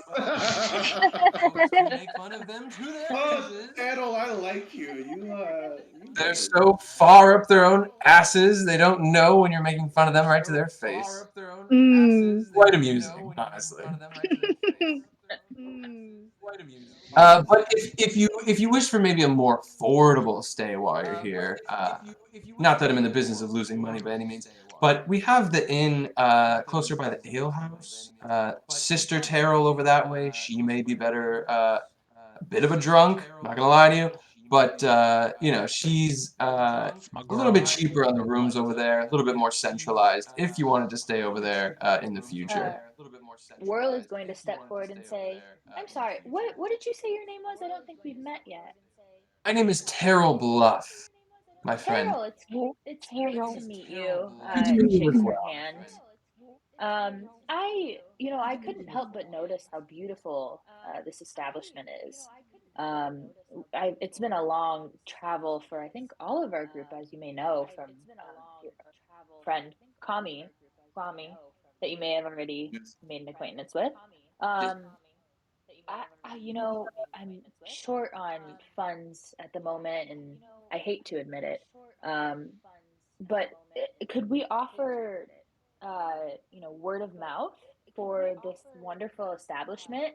Get you more business, spread the word on how wonderful this place is. Maybe in return, to get some sort of night free. Uh, we do. We could always use work if you all are looking for some work. There's plenty of jobs here in the city. A capable group of individuals like yourselves, I'm sure we could find some work for you all. Work, Have a job. work, work. We're always working. Is it fun For work dinner. or is it like boring work? Guess that depends on your definition. I could trade you Well, these. I'll tell you what we are good at because this group just came from putting down a zombie emergency in the academy. So Mm-hmm. if you need any sort of like security or any sort of like go I don't know, rough someone up. I think we're pretty good at that. If you mention, uh, I've got another inn over on the north side of the city. It's the North View Inn. Um, we've had some trouble there. Uh, we've got the bar in there and some of the locals. They call it the Desa slums over there. It's not the nicest thing to call it. I understand that, but it's not the best part of the city, you see. And the locals come in sometimes when they have a few extra coins to throw around, and they will get drinks. But they've been facing a bit of a shakedown over there uh, at the Northview Inn. And maybe if you guys could take care of that, maybe get some of the individuals who've been hanging around roughing up the patrons a bit. Maybe that'd be a good way to earn your stay while you're here. That's my kind of work. I mean, I would love I it. love taking down people who are exploiting other people. So like, fuck that guy. Well, great. I'll let her know. Probably best to start tomorrow. It's getting later in the day here, but I will let them know that you're on your way. When you get over there, you're welcome to stay here again for the night. But when you get over there, do just ask for Terrell Bluff, and I, and Wait, but you're I thought Terrell I you thought Bluff, you dude. I were thought you were you were Terrell Bluff. Terrell. I am Are Terrell you Bluff. Terrell? Are So you is gonna there fucking nurse joy us? Uh, is so another Terrell Bluff? unique Does she have pink hair and ability is she that hot? the unique ability that I figured out was that of cloning myself. And so there's a few What? tarols running around the city you may find at some of the inns. I just needed some help running the inns, and it was just getting to be a bit much for me by myself. So you'll find some tarols around town at each of the inns if you go over there. Zaire, who has been silent the entire time, kind of butts up and goes, Cloning. How did you manage this, I mean? Oh boy, it was not easy, I'll tell you that. And the other side of it is it was a bit costly in more ways than one, I'll tell you that. Not something I can really run through here at the moment for you. It was a lengthy arcane process. But yeah, if it's something you're looking into, it is worth it if you need some help around the house. I'll tell you that much. It is. Did you do it at the academy or somewhere else? No, this is old family magic that we've been working on for a while, and I made it work. You know, it took me a while. It took me some tries, some failed tries. She kind of holds up one of her hands, and she's missing two fingers on her hand. If We had some accidents. We did. It's true. It can't be. if I and then he kind of reluctantly like looks at the rest of the group. if we help out with the shakedown at your other inn, would you elaborate a little more on how you managed to pull this off? Somewhere private, of course. I could certainly try. It would be lengthy. When you got some time, come back. Maybe we can talk about it. Maybe some more work would have to go into it. It's a bit of a family secret, but you know we can always. Be in the city for a while, so I think How that's. about I'll pass some knowledge of my own as well. It'll be a good discussion. Oh, that would be lovely. And not that I don't want to see you all here, because it is a bit of a bright spot among these douchebags. But yeah, if you want to settle in for the night, I'll let old Terrell know you're on the way over there tomorrow to help him with a little problem. We're still gonna party tonight, though, right? Like, we're not going to bed. Can you communicate telepathically?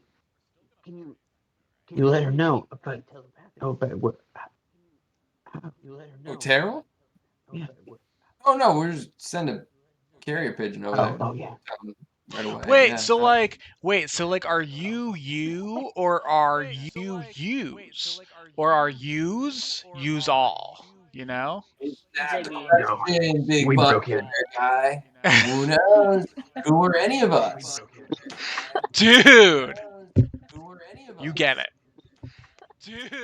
Yeah, Terrell, it is so nice to meet you, Terrell. Again. it's been great meeting you all.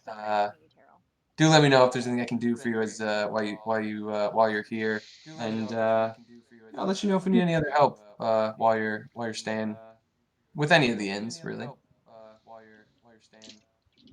Seems like a good deal. Mm-hmm. Take it. We'll see. Mm-hmm. Hey man, Okay. I got a free bed. I'm down.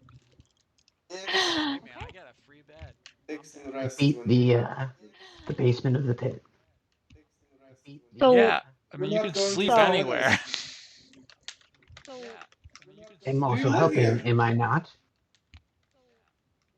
I assume free rooms for everybody. Right. I turn. I guess if we're still Terrell? there, is it a free room for everybody? Was it a free room for everybody, or was it just for them? It's for when you guys do the work, they'll offer you. We haven't done it yet. Oh. But for Got it. now, no, they're not like Yeah, fronting. you guys, we're shit out Oh, of luck. This is never mind. exciting. Yeah, fuck y'all. I'm heading back. Zaire, I paid the gold. you head back to the pit. I mean, you guys are going to your room. No, What time is I it? want to Is it late? party, dude. Let's It's getting party. You want to sleep on the? at this point. We can offer the floor. Kami's gonna be on the floor. You look really fluffy. You can just. I'm not I make a fluffy. really good cuddle buddy. I'd sleep on the Zaire floor. will just turn to Maeve and he'll just be like, we can chat about the library tomorrow. And then Zaire turns to go back to where he stays. What are the rest of Maeve, you doing? Maeve, I'd say I'd sleep on the floor, but I've got a really a sore back right now. What are the chances you just sleep on the floor?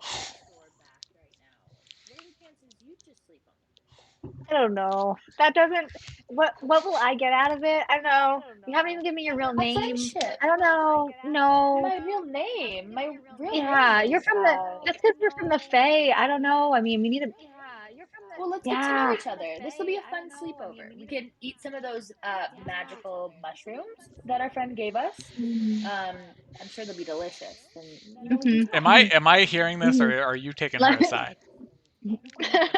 I'm gonna turn to Kami after you say that and whisper to you and be like, I don't really know if I trust her yet. I don't know. What's your read? What do you think about her being with us, like staying with us? Telepathically in your head, you hear, um, I don't know. I mean, I guess we don't really know anybody yet. Okay. I think maybe it's best we keep our cards a little closer to our chest, but still get Mm, to know these people. They seem mm, interesting, but mm. you know, no need to spill all the beans right away. Miss Beachwood, Miss Beachwood, it is such a nice offer for you to offer for me sleeping on the floor. But I think that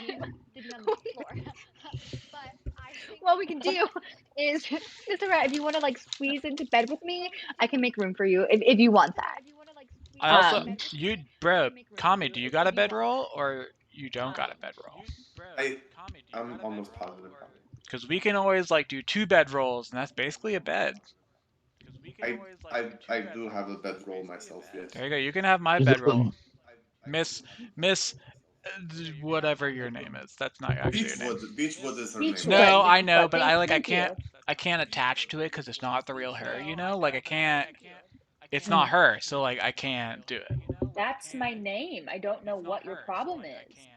That's my name. I'll take the bed. I'll take it. But that's Come up not my with name. we'll come up with a fun nickname for you too. Like for example, Maeve, I always just call her Freckles because she has, freckles on her face. This is Glitter because I'm he glitter, shines bro. like glitter. And then we had Feathers, and so now we'll have a cool name for you too. We'll think of Okay. something, and then Maybe. everyone can agree on it, and it won't be a debate.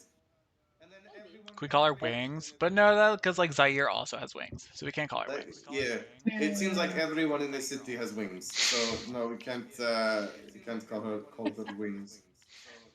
From that, Um, I was thinking maybe like criminal, but maybe that's not. I mean, it's a Going, little. I don't know. I feel like it's a little on the nose.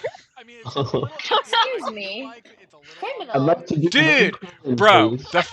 the moment I met you, you I don't know. pickpocketed a dead man. Like, I'm not I gonna did. say, like, who you are, but that's, like, pretty criminal activity. You don't know. Like, What? Anything about me. You're right, I don't You know know nothing anything about about me. you. All I it's know true. It's true. is you walked into the room and we were carrying a dead body out, and you started pickpocketing him. That's I all I only know about you. I only said it I'm because you tried to investigating. escape. I'm Yeah, you investigating. Very I it's true. told thoroughly. you It's I'm true. trying to find more details. This man was on the ground and his pockets looked Mm, like they had things in them, so I wanted to make sure that it wasn't anything dangerous that might harm our you, turkey friend. you mm. know what your name is going to be? What? Your swipe. Swipe or no swiping. I like it. Fight. Swipe. Your I swipe. like it. I like it. So she's swipe. Our new friend is swipe. Fight. And so swipe. We have an extra bedroll if you want to have a place to sleep. I would love that. I would really appreciate that. Thank you so much. We'll do that. Please, will you not pickpocket us just yet? I wouldn't ever do that to you. Good. Insight check. Insight Insight check. check. Insight check. Insight check. Hard. Hard. You'd be lying. Well, that's a nat 1 from Maeve. So Maeve's super like, yep, Trust her Yep. instinctually. Trust. Yep. You got 100% trust from me because I rolled a nat 1. That's a 14 plus 8 is 24. Deceive me, bro. 22. Yes. Yeah, no. 22. Wait, what? 22. Yeah. No. You would, I she would fail. have to make a deception check, right, Eric? Or a persuasion what do check. She might be I have to persuading roll me. too, right? Yeah. Yeah, go Well, ahead. I'm deceiving them, or am I persuading? What am I That's, doing? that's up to you. Roll the check that you Yeah, think. you would just pick one and then tell us the number. I'll probably deceive them. Yeah, A so. 22. Oh, Beats it. So how does that work? Oh, I Uh, don't know. so Ziggy, what did you roll? I roll a 22. Yeah, she's a very charismatic individual, and she seems to be genuinely taken aback by this perception that you have of her. Here's the thing, because even before all of this, this is what Kami was gonna do, because this is just what Kami does. He's she was like, oh, I would never. So Kami's gonna kind of walk up to her and do everything in his power to really accentuate the height difference between him, and he's gonna stand over her and look extremely menacing and just And as say, he does this, Whirl's going to reach into his back pocket and pickpocket him. well, can I say what I'm gonna say first? Yeah, sure. That's fine. It's good that you're not going to steal from us, because it would be very unwise. If you did, I would take those pretty little wings on your back, I would rip them off, and I would feed them to whatever animals Zaire pulls out of the pit the next morning. And they could have that as a little appetizer before they feast on your own corpse. So good move on your part. She's going to take out her dagger and just wield it, just wave it, and say, Kind of look down at it and look right back at her. we're friends. You know who you're talking to. We're friends. I know exactly who I'm talking And I'm pickpocketing him as this is happening. All right, go ahead and make a sleight of hand check. 21. What's your passive perception? Oh my god, it's abysmal. It is. What's your passive perception? 8. Oh my god, it's abysmal. It is. All right. My passive is 18. You needed to roll under 18 for me to see that. Yeah, no, nobody sees it. So you're reaching just like on his pockets and things. He doesn't. I don't know. Do you carry anything on your belt? Let's look at my inventory. What do I have? Potentially Maybe your coin purse would be on your belt. my dice set or my coin, like either my coin purse or my dice set. I like playing dice. Otherwise, it's like basic. I'd Like probably advanced go for the coin purse. Well, I guess it's What do you have whatever's on in you? pocket. Kami, What was that? how much coin do you have on you? So after paying for 2 gold for me and Ziggy, I have 8 gold left. Roll Or I a should say I have 0 gold. roll a d10 for me. Me? Who? Me or No, Bailey. D10? Mhm. A 10. You take the entirety of the coin purse. Yeesh. And instead of taking it, what is the last thing that you said to me? If you did try to pickpocket us, I would rip those pretty little wings off your back and feed them to whatever animals come out of the fighting pit. Totally. And I said, I don't think you know who you're talking to. And I hold the coin purse out in front of your face directly and drop it on the ground and walk away. Tommy's face drops, and he looks at you very differently from here on out. Dude, that was some, like, dude, you should do that as, like, a trick on, like, the like talent people, you know, like It's go out on fun, the isn't street, it? go out on the street and just like walk up to someone and be like, "Yo, your cup is now full of baked cheese snacks," and then they'll freak out. Jesus. Jesus. Jesus. Wow. Thank you. That's much appreciated. Glad you Um, liked it. so what And does instead of sleeping in the room, Whirl is going to go outside and she's going to find solace in like a tree nearby and just sleep there. around there? Around there. Yeah, I mean there's a park sort of on the grounds with the library. With like a little like pond and stuff, which is across the Yeah. street. With like a little like pond and stuff, which is across the street. So yes, you can just kind of like be out there for a little while if you want. What is the rest of the group doing for the evening?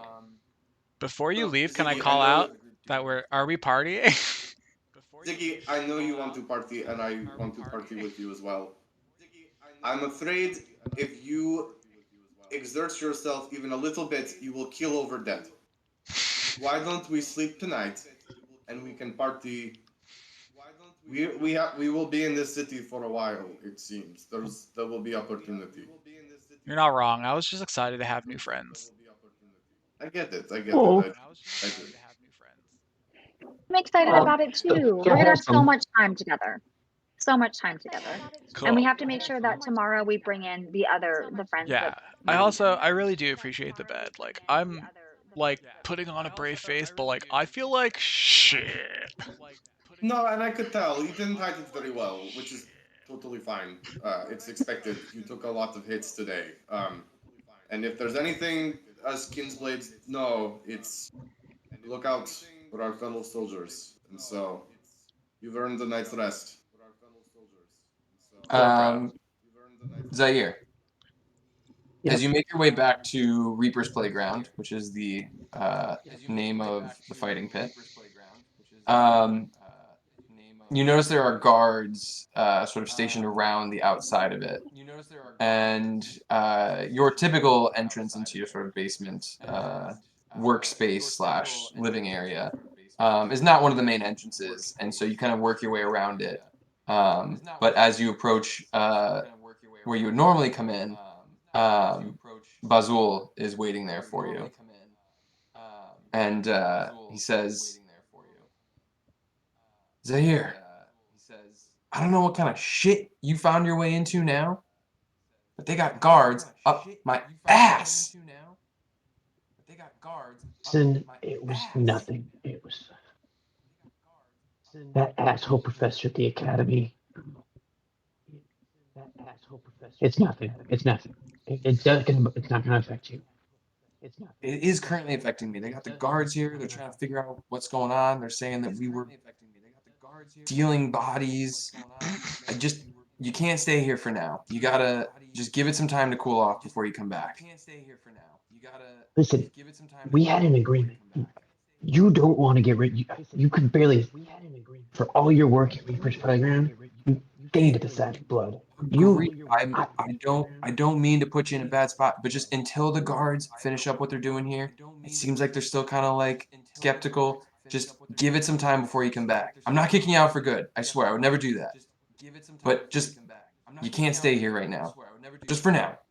All right, that you're kind of like looks around, and he kind of like pats at his like pockets and stuff, and he goes, can I at least go in and get my stuff? What do you need? I can go get it. I don't want to. You can't. I don't think they can see you going in. I think that would be bad. When can I come back? I don't know. Whenever they finish their investigation is what they said. Maybe I don't know how long could it take. Tomorrow, maybe. I don't know. Don't go in. No, it's fine. It's fine. Don't go in. It's fine. Okay, it's fine. I'll be back tomorrow. All right. Good luck. and Zaire kind of like walks over, kind of looks around. Is it nightfall? It's getting dark. Yeah. Yeah. His wings huddled behind, kind of like just like to his back, like looks up, like you would instinctively think like his instincts are, let me go find somewhere hot, like high up, kind of perched and like fall asleep. And he goes off to the side in an alleyway towards like kind of like a gutter area and just kind of like burrows himself in like a corner of an alley to pass the rest of the night. That's so sad. On, Is it Oh, raining? Side of, I like, hope it's not raining. I know you have to stay dry.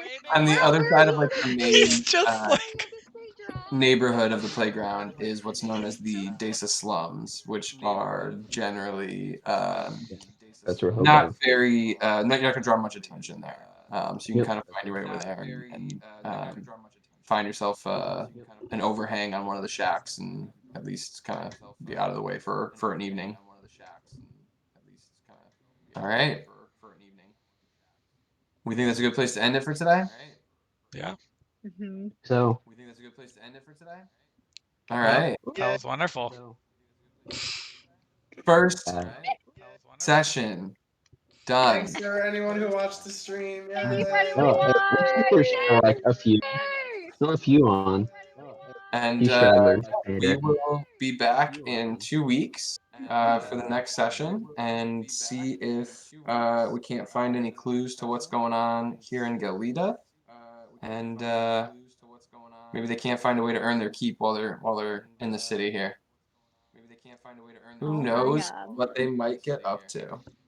The boys. Shenanigans, most likely. I mean, always. Right. Ziggy, end the stream. Wow. Yeah. Bye, Yeah, everybody. and can you guys want to hang on for a minute? Yeah. Sure. Yeah. Yeah, hang on for a minute. But wave to everybody. Wave to Hi all of our. guys. All of our followers that are us. Bye. All of our